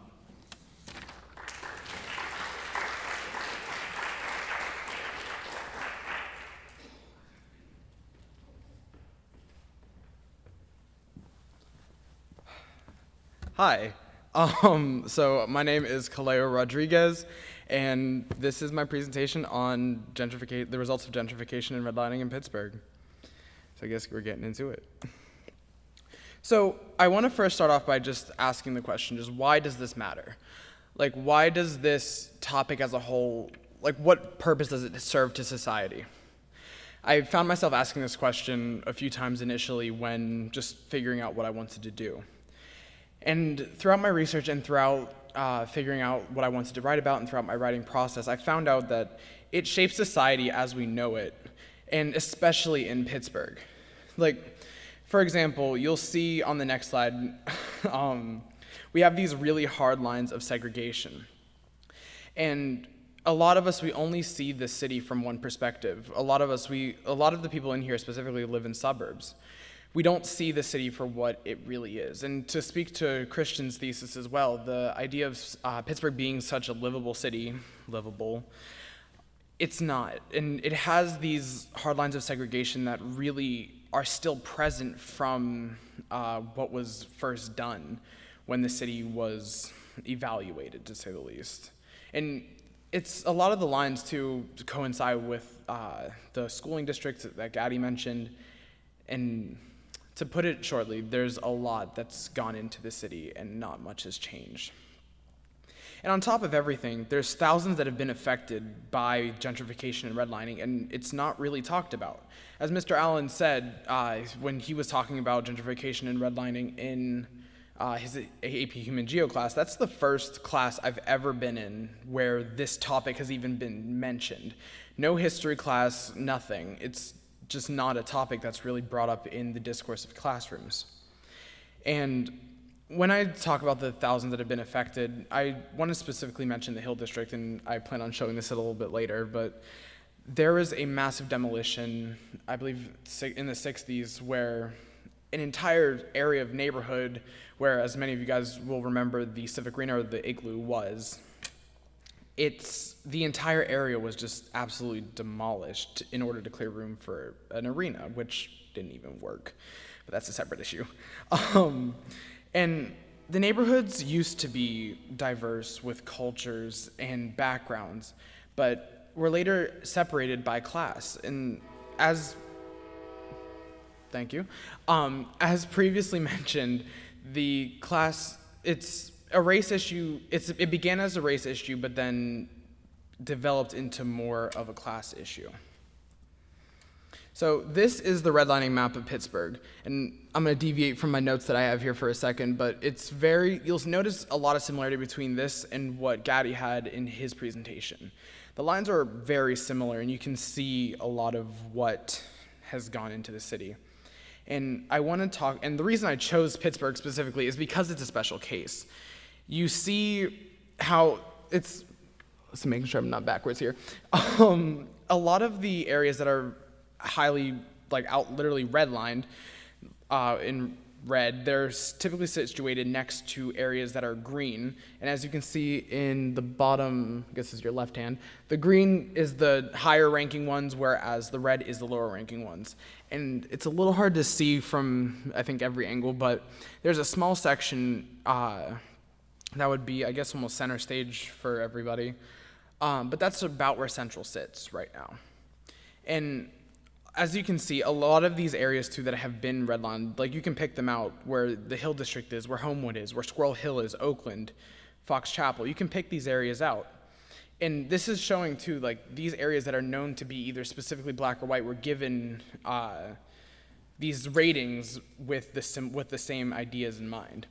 And a lot of other cities, they have more of this progression between different socioeconomic groups, whereas with Pittsburgh, it's one extreme to another. And this goes back to the hard lines of segregation that I mentioned previously, where you can literally cross a street, and just one street, maybe two in some cases, but you'll go from areas of extreme wealth to areas not so much.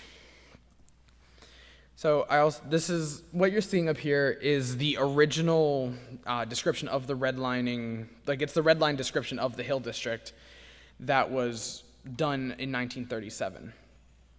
And they have sections dedicated in the survey to specifically deal with minorities and the threat of minorities to pricing in the area.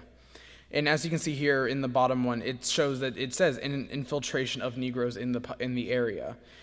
Other sections of the city, it'll show it describes them as an infiltration of either foreigners, Jewish people, Hispanics.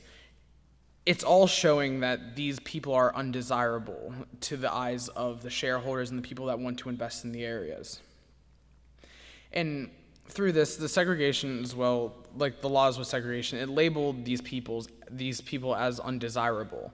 And it only served to degrade, my bad, the pricing of the neighborhood as well as the overall value. And as you can see, with the estimated family income up top of only $1,000 to $3,000, now I know that's not much by today's standards, but the average income at the time was only $3,900. And so showing this, it's still showing that while race did still play a factor, economics and class still did have influence in the labeling of the areas.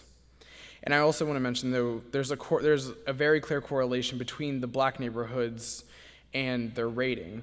And as you saw with the Hill District, which has been given one of the lowest ratings in the city, it was 50% black at the time. And so, that leads me to my next issue.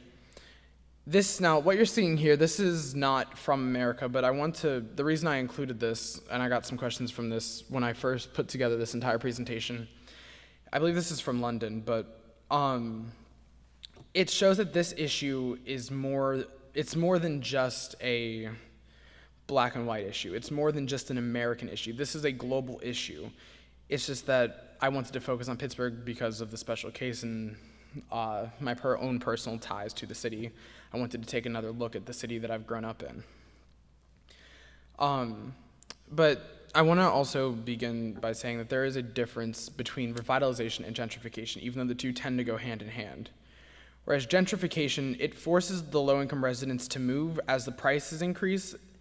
It's something that's done against the community, where it's forcing communities apart that had literally built up their own areas. I mentioned yesterday regarding third spaces. These areas were developed because of the situations that they were put in. And so gentrification only serves to tear apart communities, whereas revitalization tries to uplift it. And while revitalization is possible, it's not always very clear cut. So here I want to just go through some of the signs of gentrification, because like I said, it's not always very obvious what the gentrification process looks like, but there are some very clear signs.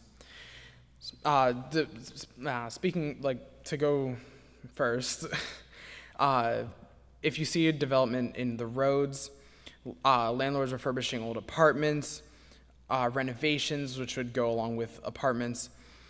These three specifically I've noticed in the East Liberty that has been rapidly gentrifying over the last few years. And then you also start to see the neighborhood becoming much more white. Then you also see an increase in specialty shops, which tends to accommodate the new white presence in the area. Art galleries, which again goes along with the new population. And then easier access to methods of transportation such as Uber or Lyft, and more expensive cars that are seen. And the list that you're seeing here is provided of the Business Insider. But these are all just general signs that can show the early stages of the gentrification process of a neighborhood. And while they may not seem like that big of a deal at first, these all can create, the word I'm looking for here, they all create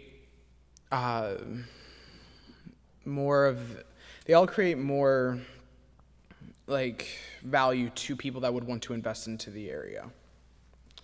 So now I want to talk about specifically revitalization.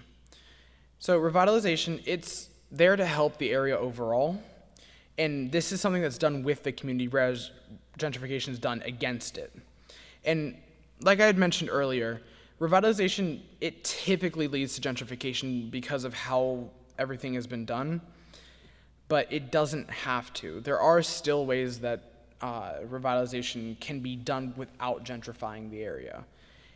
And another thing too is that gentrification can look a lot like revitalization. From an outside perspective, if you look at just the city, specifically, let's take East Liberty that has been gentrifying for a while. You take East Liberty, you see these beautiful new apartments, you see these, there's what, 2-3 crepe shops all on the one street for some reason. But you take all these specialty shops, you take the new, you take the new and flashy, and you see all the stuff that looks like it should be good. But a lot of people ignore what's been happening and what's happened because of all of these new, these new projects. And that's just that the people that have made that area a home and that have built the community as a whole are no longer there, and it tears the community apart at the roots. And so this is what some of the impacts of the gentrification process are prior to the later reinvestment in the area. And what you're seeing here is a picture of Hamilton Street in Homewood from 2018. And essentially, what the early stages of the gentrification process do is it leaves the area to essentially rot and degrade under the lack of upkeep, since it's not a priority for the city to invest into the area. And the current interest in the area now is dependent on the cheapness of the land. It's able to get to this state that you're seeing here, and then it's very easy for all of the people that want to invest into the area to just buy up a lot of cheap land and then demolish and essentially just start over. And there's no other example that's more clear-cut than what happened in the Hill District. So what you're seeing on your left would be the Lower Hill District before the Civic Arena was implemented. I think there's maybe 2 people in this audience, that maybe 3, that have ever seen the Hill District prior to the Civic Arena. And what you're seeing, it's not, like, even with the after picture, the image is very clear, but that's the result of 8,000 families being forced to relocate to different areas of the city. And essentially, especially now after the Civic Arena, or as we've all been known to call it, the Igloo, after it's been demolished, it's essentially just a scar of what's been done to the city and how the city has essentially undervalued the lives of Black, lower income citizens. So I want to now just start to address what can possibly be done. The main thing that I have to say on this is just that it's something that needs to be discussed and addressed together rather than separately. Throughout history, we've been looking at this as this is what one group's doing, this is what another group's doing, and they're essentially just fighting against each other. One to try to preserve what's left, and the other one to try to implement what's new. This is something that needs to be done together. And I looked over the plans of both the Hill District and Homewood, and the Hill District at least tries to bring the sides together, and it tries to implement what is already going on. But rather than addressing things separately, we need to be doing something together rather than fighting from different factions for whatever purpose we may want. So possible remedies, as I addressed in my thesis, essentially we need to evaluate the needs of the community on a case-by-case basis. And by doing this, it eliminates that idea of dealing with this blanket project that we think would work for every single case, but it doesn't. Because each community is different, each community has its own history, its own needs, its own values, and putting one plan and putting it into another is what leads to the gentrification process already. And all that it would be doing would be rinsing and repeating what's already been done. However, with that, we do need to update the facilities that are in the areas already, because as I mentioned before, a lot of them have been left to crumble and just degrade under the lack of upkeep. And by doing so, it'll at least give the community the foundation and a good start in order to continue what it already needs to do. And with updating facilities, we need to also discuss the elimination of the separated mentality.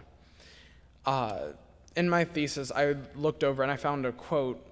I'm not going to say it as of right now because vulgar language, but essentially somebody just saying that when asked about, well, what can be done with the community, they essentially just said, this has nothing to do with me. None of this affects me. This is something for higher powers to deal with.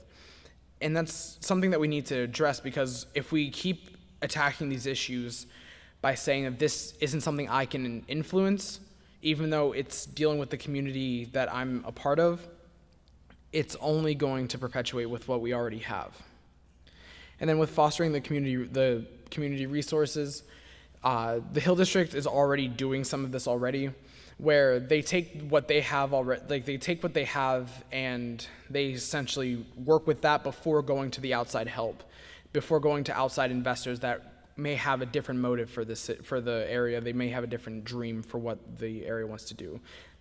By fostering the community resources, they lay the foundation that outside resources have to work off of, rather than having them build the foundation themselves. And then finally, assessing the wealth vacuums in the city. As I mentioned before, some of the areas that have, been redlined, they only were left to suffer under lack of investment, which led to the disinvestment of the community as a whole, and essentially just created these huge pockets of wealth where you can see the extremes in the city from going from one area to another. By assessing and addressing these, this will again give the community the foundation it needs in order to build up from what is essentially the ground. And then developing methods to help low-income residents. This can be in the form of mortgage or rent assistance, which has been seen already due to COVID. A lot of different like companies and apartment landlords have built in ways to help residents to that have been struggling due to the pandemic. I feel as though that they're with similar policies and with similar ideas, it can be done to help low-income residents as well, rather than just forcing them out and onto the street or into other neighborhoods. So finally, I just want to say, in order for revitalization to occur, the needs of everyone who will be affected need to be considered when dealing with the area. And this goes back to dealing with each community on a case-by-case basis. And rather than tearing apart the communities that have been developed and developing for so many years, it needs to be done in order to help them back up to where they were. And honestly, like I kind of mentioned earlier, my reason for just doing this thesis is to look at the city that I've grown up in as a whole, and especially now with the, I guess, just now concluded mayoral elections, gentrification seemed to be a very hot topic. But overall, the Pittsburgh that I could envision with a proper coming together would be something where we can all lift each other up rather than trying to break each other down. So Thank you, it. Kaleo.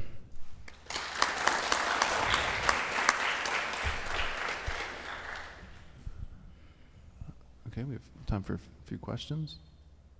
Go ahead, Jude has one. First of all, I just want to say great job, Kaleo. That was a really good presentation. My question would be, what role do you think policies like rent control and nationalized housing that move away from the need for, not the need, but the people like landlords or apartment companies that can decide to force people out of the neighborhoods that they're living in. What role do you think a policy like that could provide in revitalizing these neighborhoods that we're seeing throughout Pittsburgh, and maybe reversing some of the gentrification that has taken such a hold on so many neighborhoods in our city?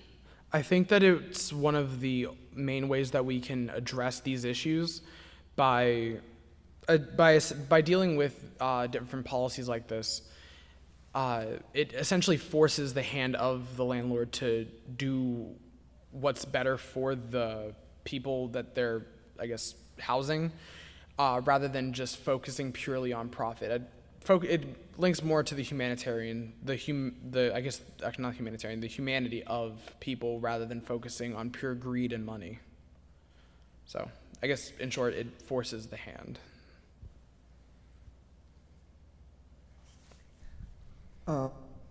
So I remember learning vaguely in Human Geo about this thing that, like, people that would come in and gentrify neighborhoods would, like, designate a few houses, like these new gentrified houses that they would have to give to residents that lived in the community beforehand. And I'm just, like, I'm thinking back to Christian Moreland's idea of, like, oversimplification, like, you know, that would fix everything. I'm just interested in what your opinion on that kind of thing would be. I think that kind of goes back to what I was saying before, where, like, talking about, like, that blanket idea that a lot of gentrifiers will put on a neighborhood that they're trying to revitalize, where essentially it's counterproductive. It's only going to further gentrify the area, where, I'm trying to think, essentially,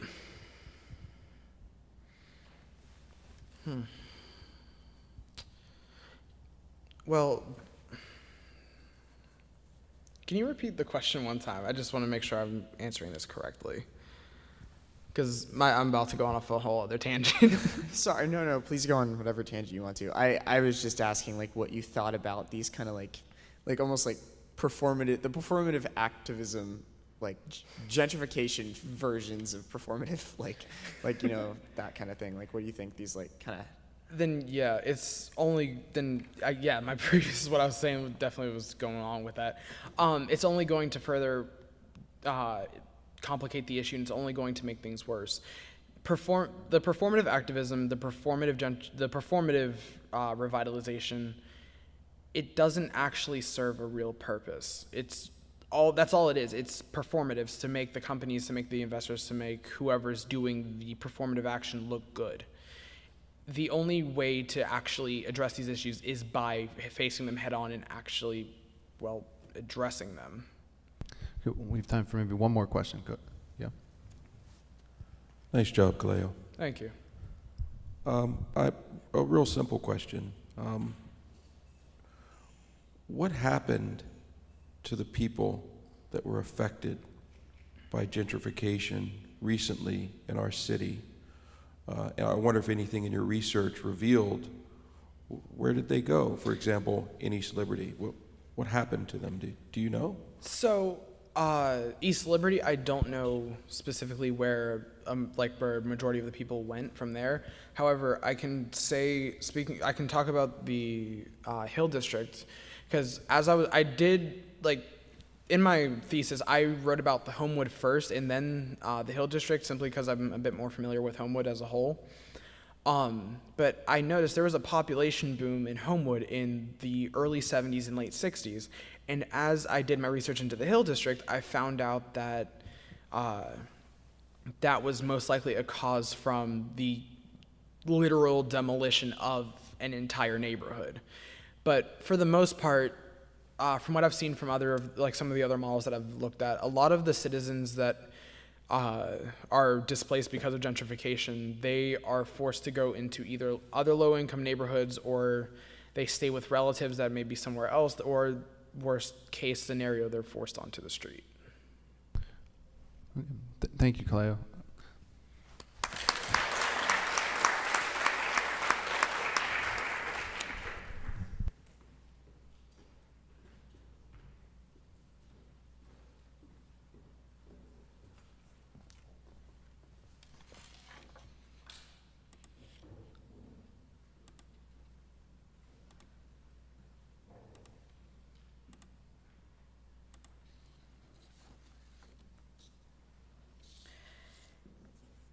Henry's motivation for senior thesis is one that he says will remain a constant throughout his academic career.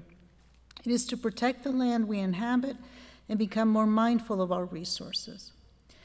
That seems appropriate given his choice of majors at Michigan University, or maybe it works the other way around, that thesis influences choice of majors, but that major is biology, health, and society. It's an exciting field of study that encourages students to take a broad view of biology and the interactions between science and society, whether focused on health, education, or the environment. For his research this year, he studied the technological and economic impact of improvements on cars. It is work that required him to evaluate the systems and technologies that are currently in place or might become available in the future. He made recommendations, but the interesting thing about these recommendations, I think, is that they were not fashioned out of a process of optimization, like they teach you in business school or management. He instead dove into the work of a 19th century philosopher and sociologist named Alexis de Tocqueville, or Comte de Tocqueville. I like pronouncing this French aristocrat's name. And there he found important guiding principles. Tocqueville seemed to care as deeply as Henry does now about improving the living standards and social conditions of individuals whose relationship to the market and government is not going to change anytime soon. They could remain a constant. And from that, Henry started brainstorming on ways to shape a more informed consumer, one that can work with the systems that are in place if he or she must, instead of simply complaining about them, which Henry believes to be as complacent in action as buying into it. Come on up, Henry.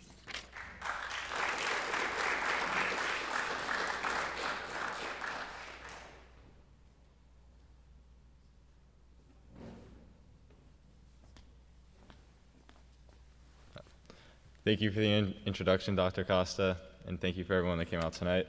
I'm very excited to present my thesis titled Sustainability in the Automotive Industry as a Social Issue in Modern America. So, introduction.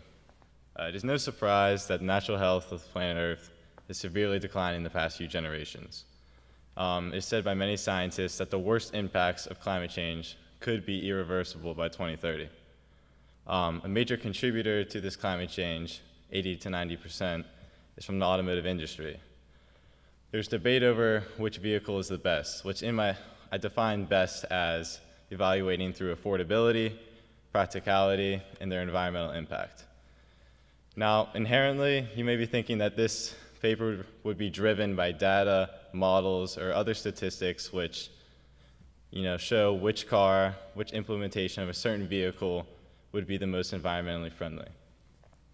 Instead, like many other of the people that presented tonight, I really dove into the interactions between the consumers and the population, the general population itself, and then the people on the other end, which I will refer to as a system, being the corporations, agencies, and regulators.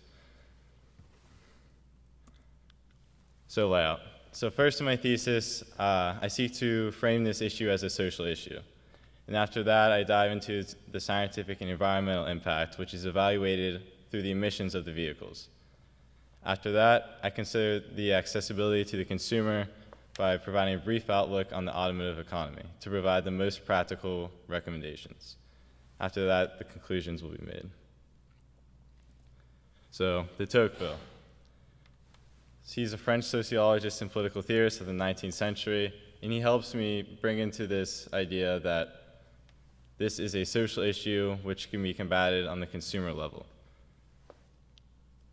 No one disagrees that improving technology or making the cheapest, most economical product is the future of this nation. Everyone wants these things to be improved. And I feel like in many papers earlier in my high school career, I was rallying and in support of systemic changes where the people in charge or the people regulating things can put together these changes in front of us. Instead, what I think is more important is that we can cooperate with these changes. These technological improvements are only as useful as the people make use of them. While it is hard to disagree with the fact that, saying improving technology, that's hard to disagree with. On the other hand, there's no concrete way of changing people. And providing a perception in which people can realize their responsibilities and be held accountable, I think is really important going forward. De Tocqueville poses this idea that selfishness is one of the main pillars upholding the American identity. That greatly affects our decision-making as we lose this collective responsibility and the importance to support a cause greater than ourselves. Questioning whether we can act in light of others instead of just ourselves is really important going forward. We are in a unique situation, as Tom explained earlier, where divisiveness and polarization runs rampant and consensus on any issue seems nearly impossible. So allowing the consumer to accept responsibility where they don't have to relinquish or defend their views is important going forward. So impact on the environment. So in my paper, I walk through the certain types of environmental impacts of the vehicles based on their emissions. These emissions are released via the exhaust, and these gases contribute to the greenhouse effect and in turn create global warming, which has many adverse effects on our planet Earth. The production methods of these vehicles were considered to provide a holistic environmental review, but did not drive my recommendations as they were out of our hands and we cannot truly make decisions ourselves to foster progress. So the first main type of vehicles we delve into is electric vehicles. They have the least emissions and they comprise the smallest amount of total automobiles at 2%. Then we'll go into hybrid vehicles, where they combine an electric and a gasoline motor, and their emissions are middling emissions, higher than electric but lower than gasoline, but they still comprise a small percent of total automobiles at 3.2%. Then you have gasoline vehicles, the most prominent vehicle in our market. They comprise 94.8% of the market, and they have by far the highest emissions. So automotive economy. It's important to consider to what extent these recommendations can even be applied, and if we can afford, as a general population, the most environmentally friendly options that are being researched and implemented into the market. There are many demands to be considered, whether it's price of the car itself, grid and infrastructure. For example, an electric car, it's more than producing the car itself. You have to provide the grid, the charging stations,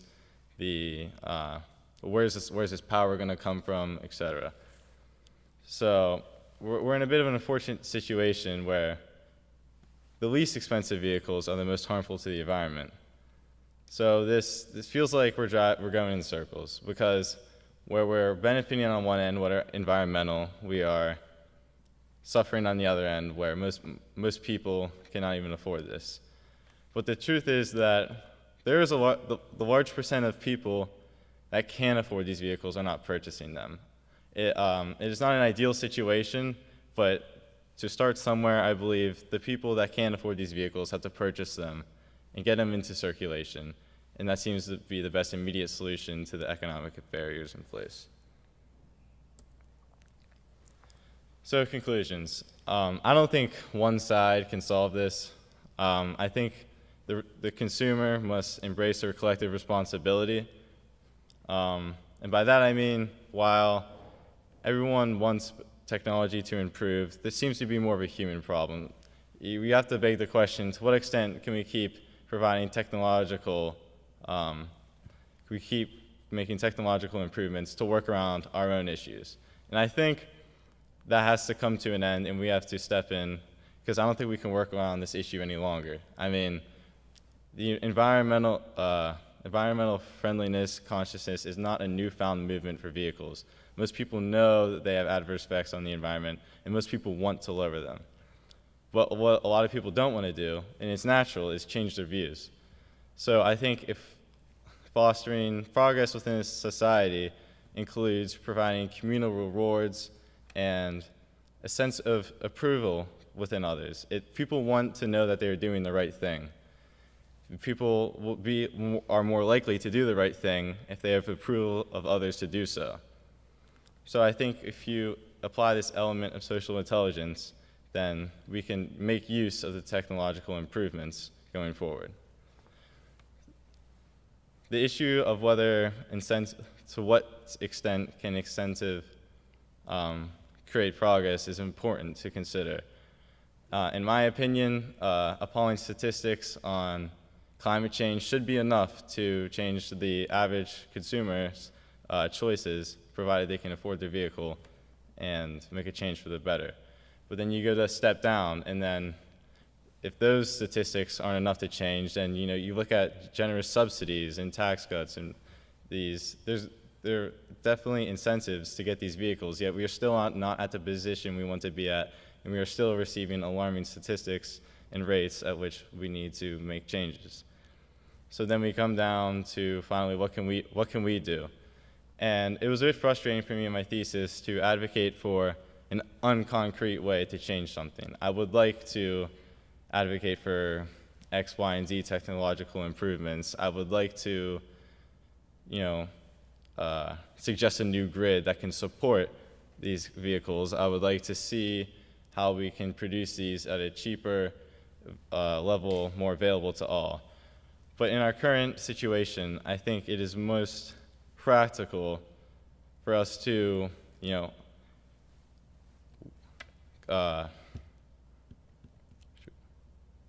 for us to embrace this collective responsibility and to perceive of a cause that is larger to themselves and come together instead of try to defend our views and who's right and who's wrong. So when you realize this as a personal issue and not just an issue that can't be solved, I feel like progress can occur, and then you can apply the benefits that people in the systems are working so hard to provide. Thank you, and I'm ready for any questions.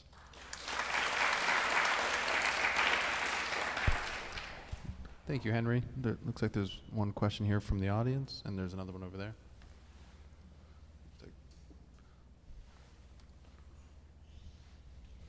Can someone bring Joe one, two?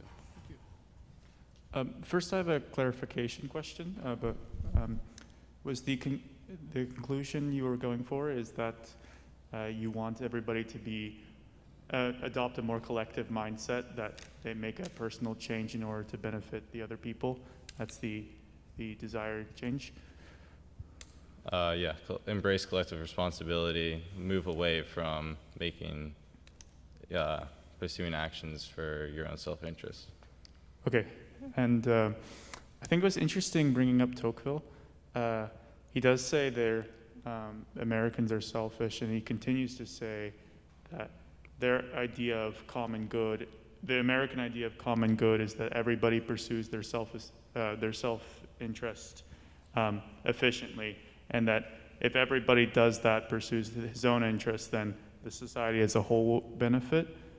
So I'm curious if you possible alternate conclusion would be finding a way to convince everybody that it's in their personal interest beyond and not from a collective mindset, because the environment is a public good, that it's like any one person's contribution to it doesn't make a big difference. Everybody has to go to it together, so it's optimal for any one person to not change and make everybody else pay for the change and then enjoy the benefits.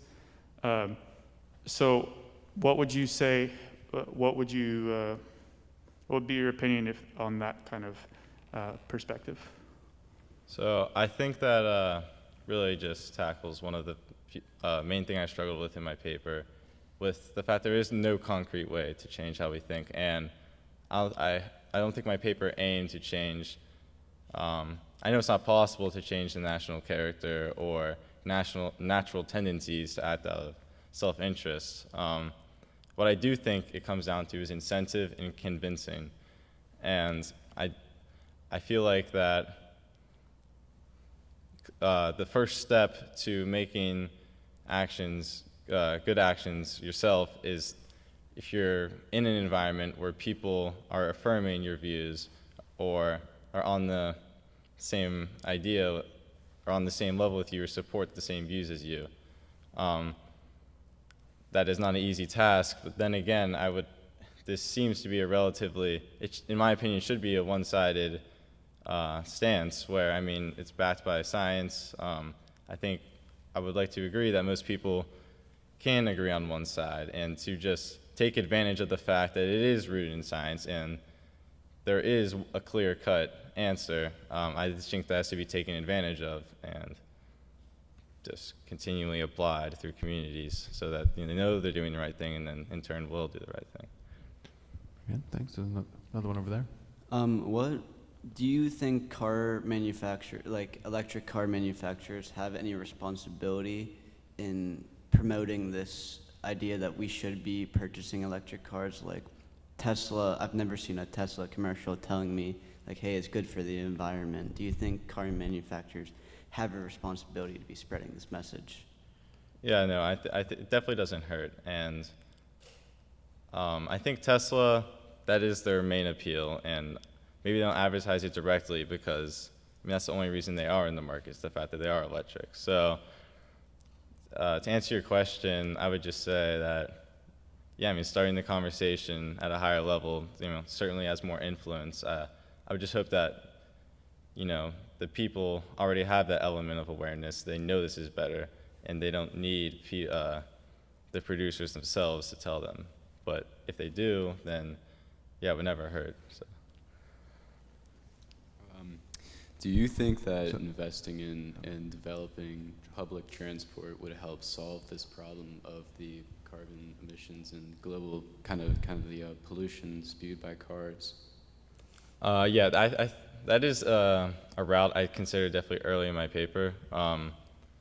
But the reason I shifted away from that was because I was thinking of immediate solutions, immediate reactions, because you see all these alarming statistics, you see the urgency of this issue, and I wanted to think of a perception where we could respond to this problem collectively. So I think, I don't want to say that's an idealist take, but I think in the future, redoing infrastructure, investing in alternatives certainly is a bright future.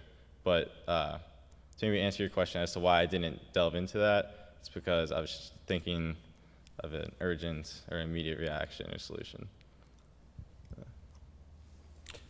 Nice job, Henry. Thank you.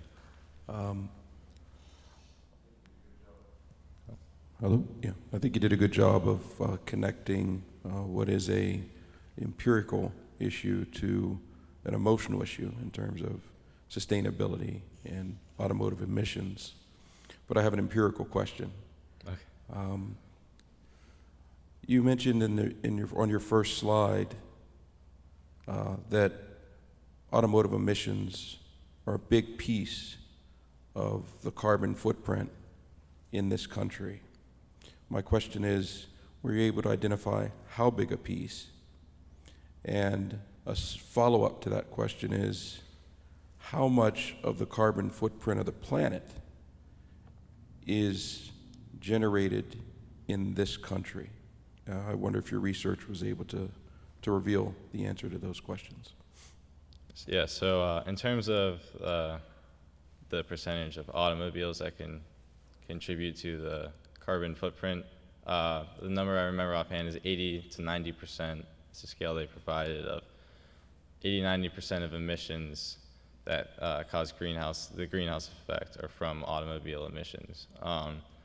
As far as America goes, I think I can pretty confidently say that we comprise a very large percentage of the world's, but I don't know of any number, but yeah. Okay, there's one more from an online person, and then we'll move to the last presentation.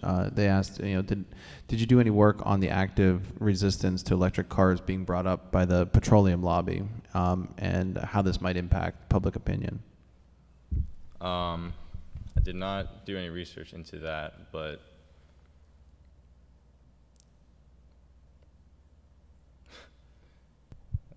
That's okay. Yeah, I didn't look into that. All right. Thank you, Henry. Yeah.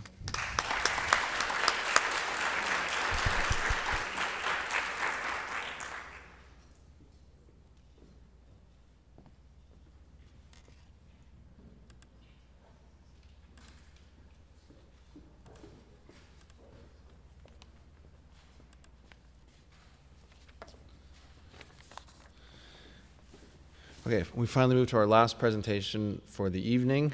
Thank you all for remaining patient and staying with us through this long night. So Pierce Sebastian is our final presenter. Pierce has always read and admired sports journalism and remains a talented football player himself. He's concerned in this thesis with financial fair play in European soccer and the consequences of a looming death of what he calls the beautiful game. His research drew upon the work of virtue ethics philosopher Alistair McIntyre, my boy. Pierce urges a critical examination and asks us to weigh the internal and external goods of soccer clubs in ways that go beyond just financial success. The inclusion of his second reader's recommendation to explore youth academies was pivotal for the crystallization of his final thesis. I'm not sure that Mr. Rettenhauer, who's here in the audience, will ever forgive you for being a Chelsea fan, a soccer club which spent 270 million euros last year, but he does recommend, is he texted me this earlier, that you get a hold of billionaire owner Roman Abramovich and send him a copy of your thesis. So with that, come on up.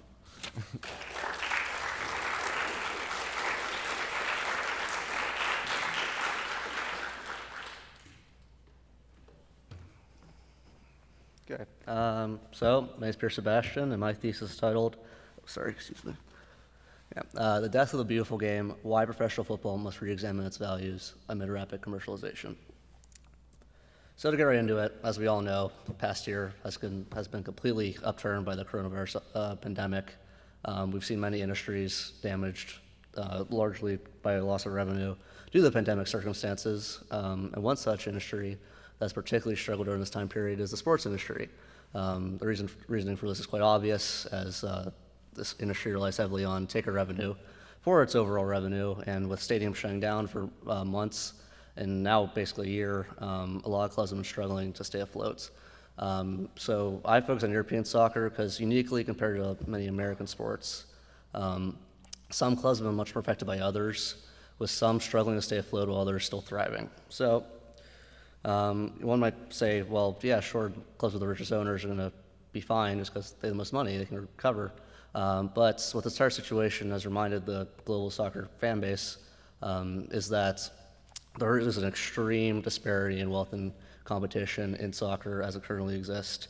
As this chart here shows, this past summer transfer window, which would have taken place June, July of 2020, about 3-4 months after the entire soccer world shut down due to the pandemic, we have clubs here spending in excess of hundreds of millions of dollars on new players and transfers to improve their teams and potentially their success. Which frankly a lot of people point out is quite ludicrous when small clubs with very dedicated and loyal fan bases are barely staying afloat and would love this money in order to help them continue existing. But what this has also reminded soccer fans is that there is a total competitive disparity between clubs, with a certain top 1% of clubs, including the one shown here, winning the same trophies over and over again because they have the most money, and therefore can buy the best players who have the most success. And honestly, it's getting quite boring with the same teams winning over and over again, and fans are frustrated. So as a fan myself, I sought to find a solution to this, and interestingly, I found it through Alistair McIntyre, who may seem initially not to have any connection to the subject, but last year, my introduction to him in junior seminar and his ethics proposed after virtue, I found actually very strong connections.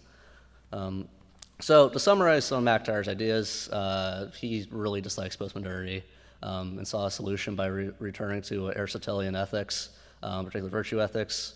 So basically, he argues for strong focus on communitarian ethics, where tradition of virtues established in a community, and the community has certain practices that inhabit virtue and promote virtue. And he proposes this idea that's very interesting of there's two kinds of goods. There's external goods and there's internal goods. Basically what external goods are the results of a practice that involve money and glory. They're not very sustaining. They are just initially there. Versus internal goods, which are sustaining, basically by which he means virtue. And these are the practices he advocates for.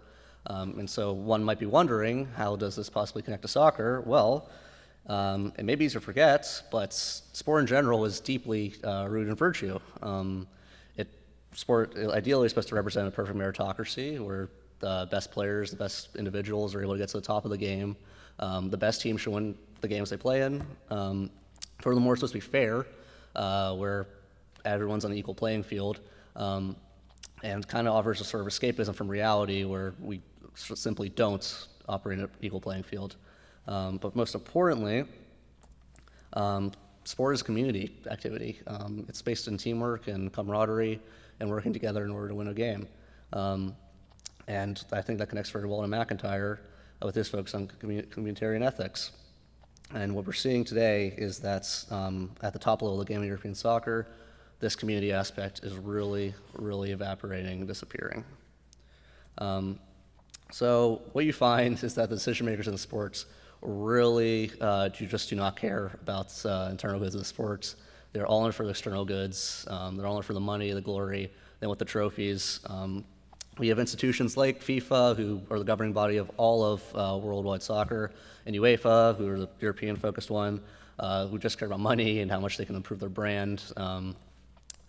And we're seeing instances where really these institutions are quite corrupt, with the situation with the Qatar World Cup in 2022.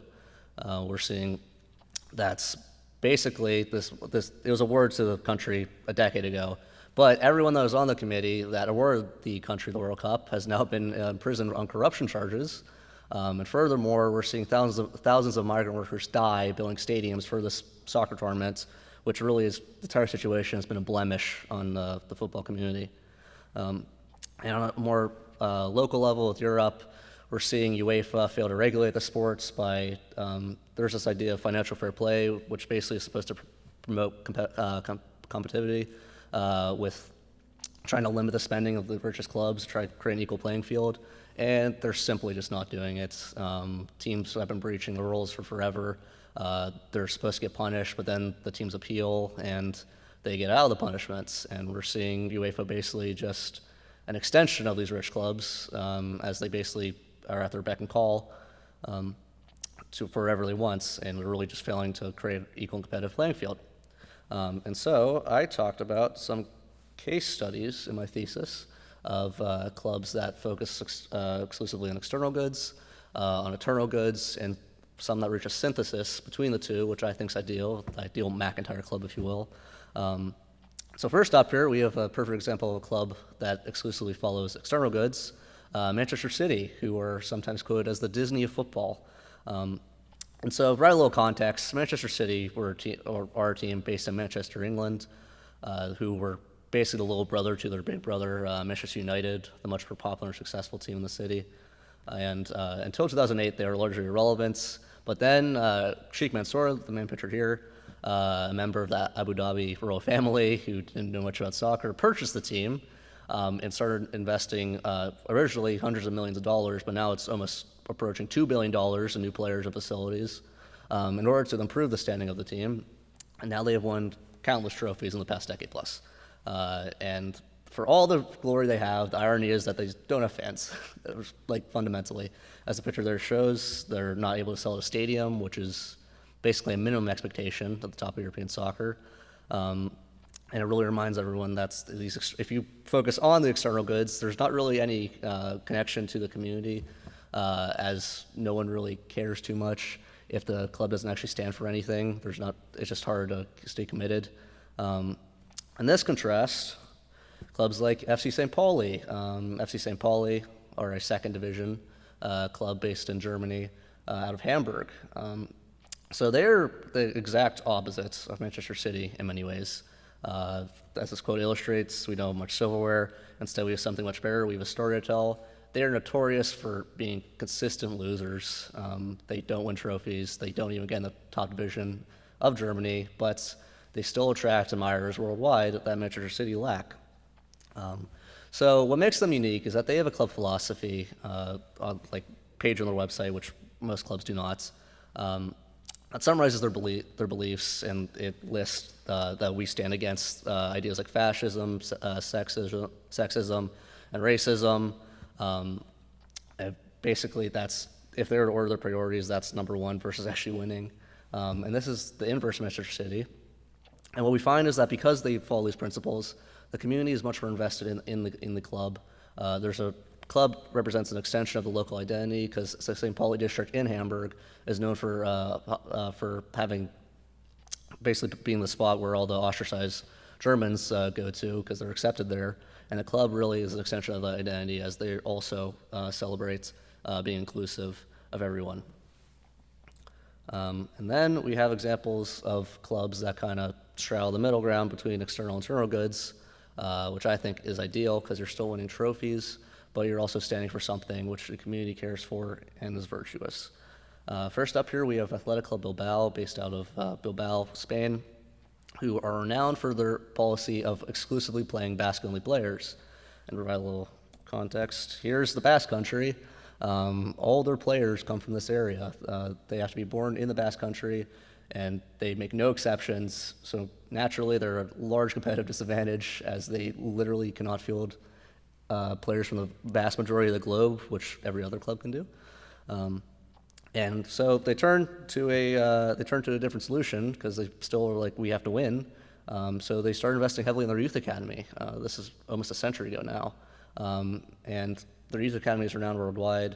All the players that are in it have grown up in the area, believe in the ideals of the club and the community.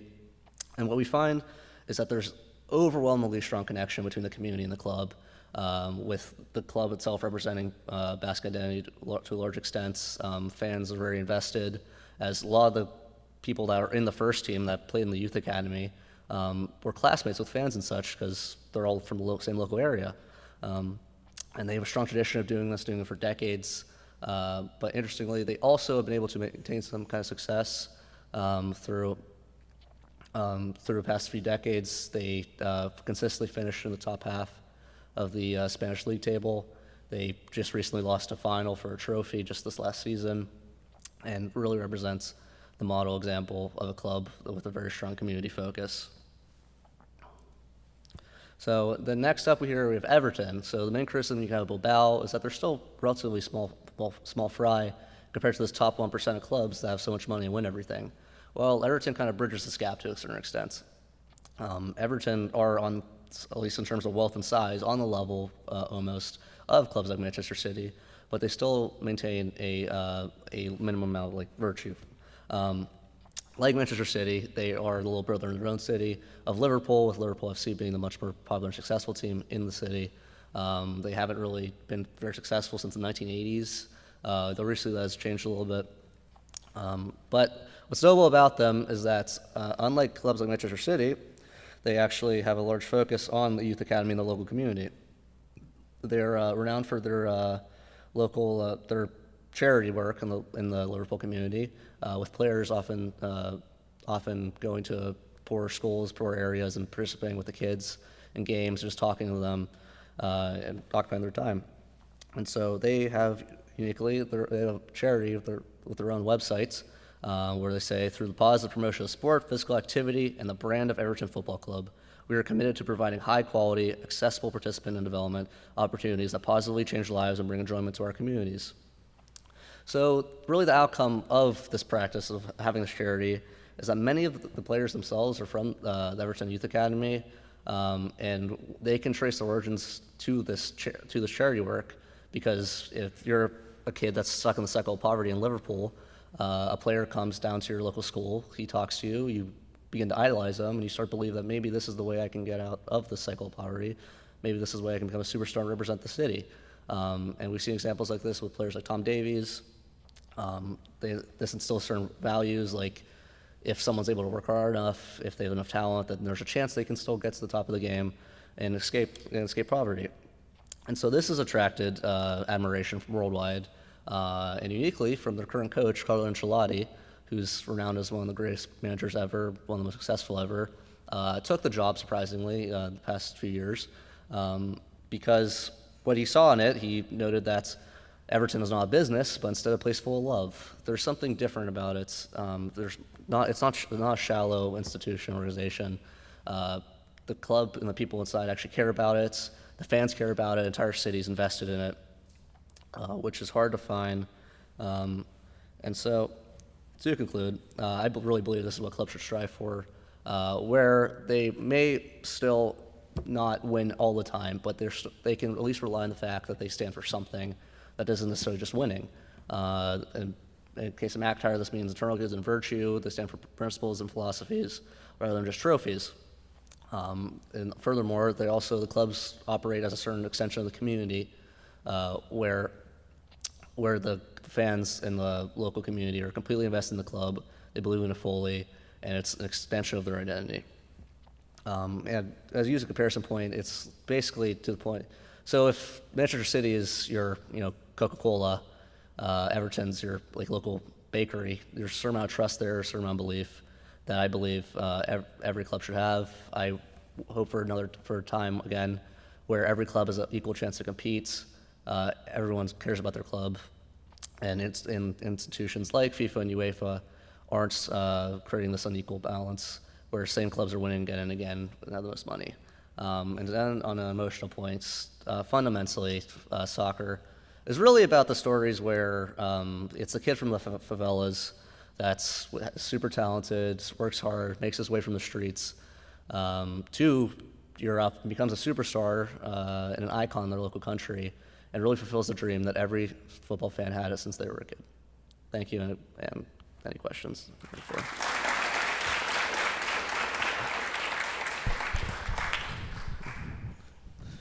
Thank you, Pierce, again. We'll take a few more questions from the audience. Looks like.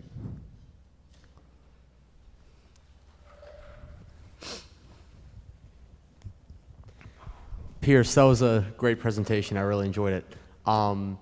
So my question has to do with, have there been any cases, especially in recent years, that players have tried to resist the system, like Manchester City, or are they just offered so much money that they never pass it up?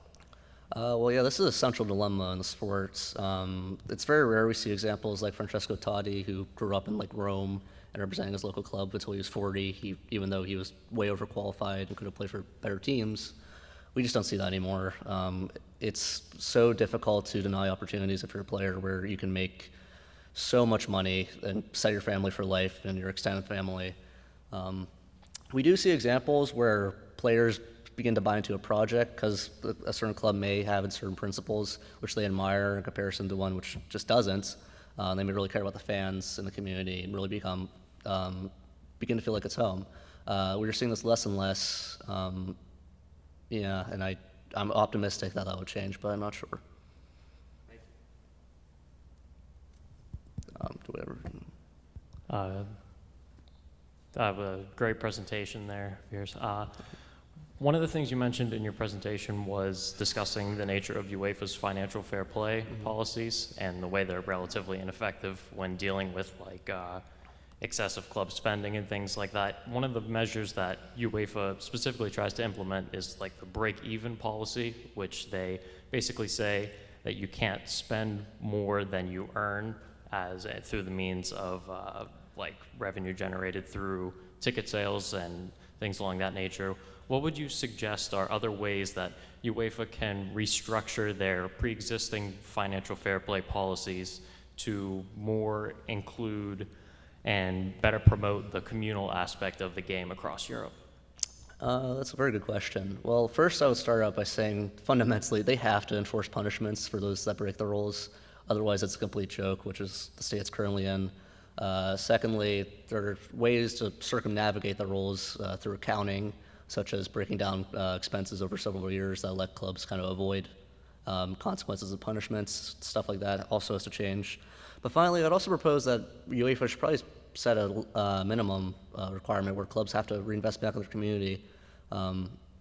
As currently, that's simply not the case. It's really a luxury for FSC clubs still care about their community over just their global brand. And so I think UEFA should try to promote this because currently the entire institution feels very hollow in what their purpose is.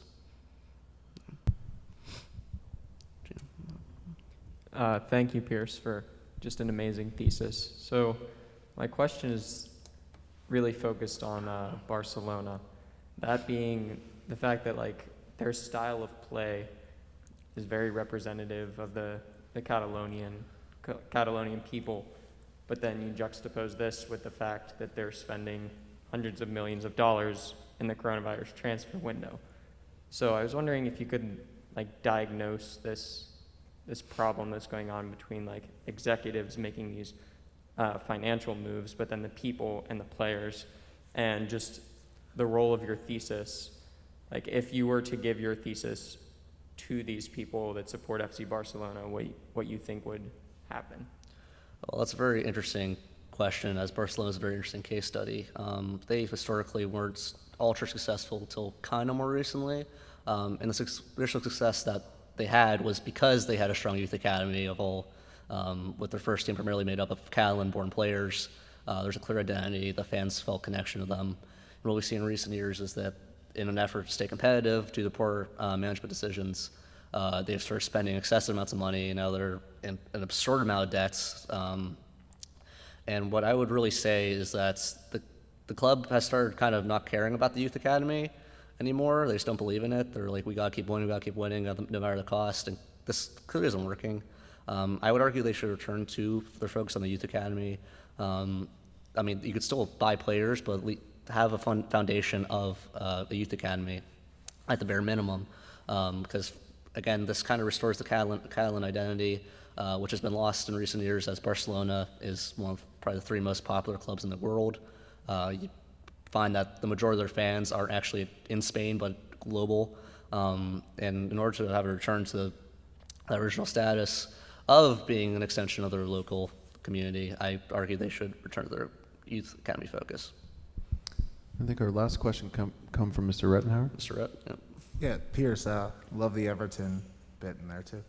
But one of the things I was actually kind of curious about was your perspective on how things have, it seems like the tides have already kind of changed at least a little bit, with, you know, Manchester City, Manchester United spending hundreds of millions and having variable success from time to time. But in the past 5 years, you've seen a lot of clubs like Liverpool, Everton, and Leeds United just getting Marcel Bielsa. Do you think that this problem could inevitably fix itself because you start seeing more successful managers flocking to these historically great clubs that have this tie-in with the community? And is that something that you think this problem could inevitably fix itself? Yeah, great question. I am very optimistic of this, actually. With the recent developments of like analytics in sports being widely utilized, we're seeing kind of a great equalizer where clubs that have a strong youth academy but don't have great finances are able to, through very shrewd signings and transfers, improve their team and remain competitive. We just saw Leicester City, one of the greatest stories in sports in recent history, win the FA Cup just a few weeks ago, actually last week, I think. Great story. So we're seeing situations where clubs that aren't just completely loaded winning at the anger of everyone else that is spending so much money. The example of Ancelotti at Everton, I think, is quite unique, though I think we're seeing it with other teams too. Leeds has a manager named Marcelo Bielsa, who's very famous in Europe, but he started managing them when they're still in the 2nd division. So this idea of a project, this idea of a project in the sport is very popular now, where teams are able to sell managers this idea that they have a very strong youth connection and pride in their club and have a chance to compete despite their lack of finances is become very popular. And we're seeing it, increasing examples of it throughout Europe with like clubs like Atalanta, and I'm hoping for more in the future. Great work, Pierce, and can we thank him one more time?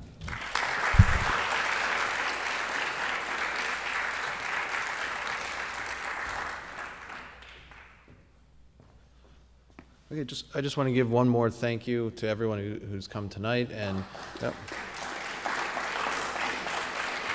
we invite you back for our final night tomorrow. We will have awards and 4 more presenters, our last 4 presenters for the evening. So thank you again for coming, and we'll see you tomorrow.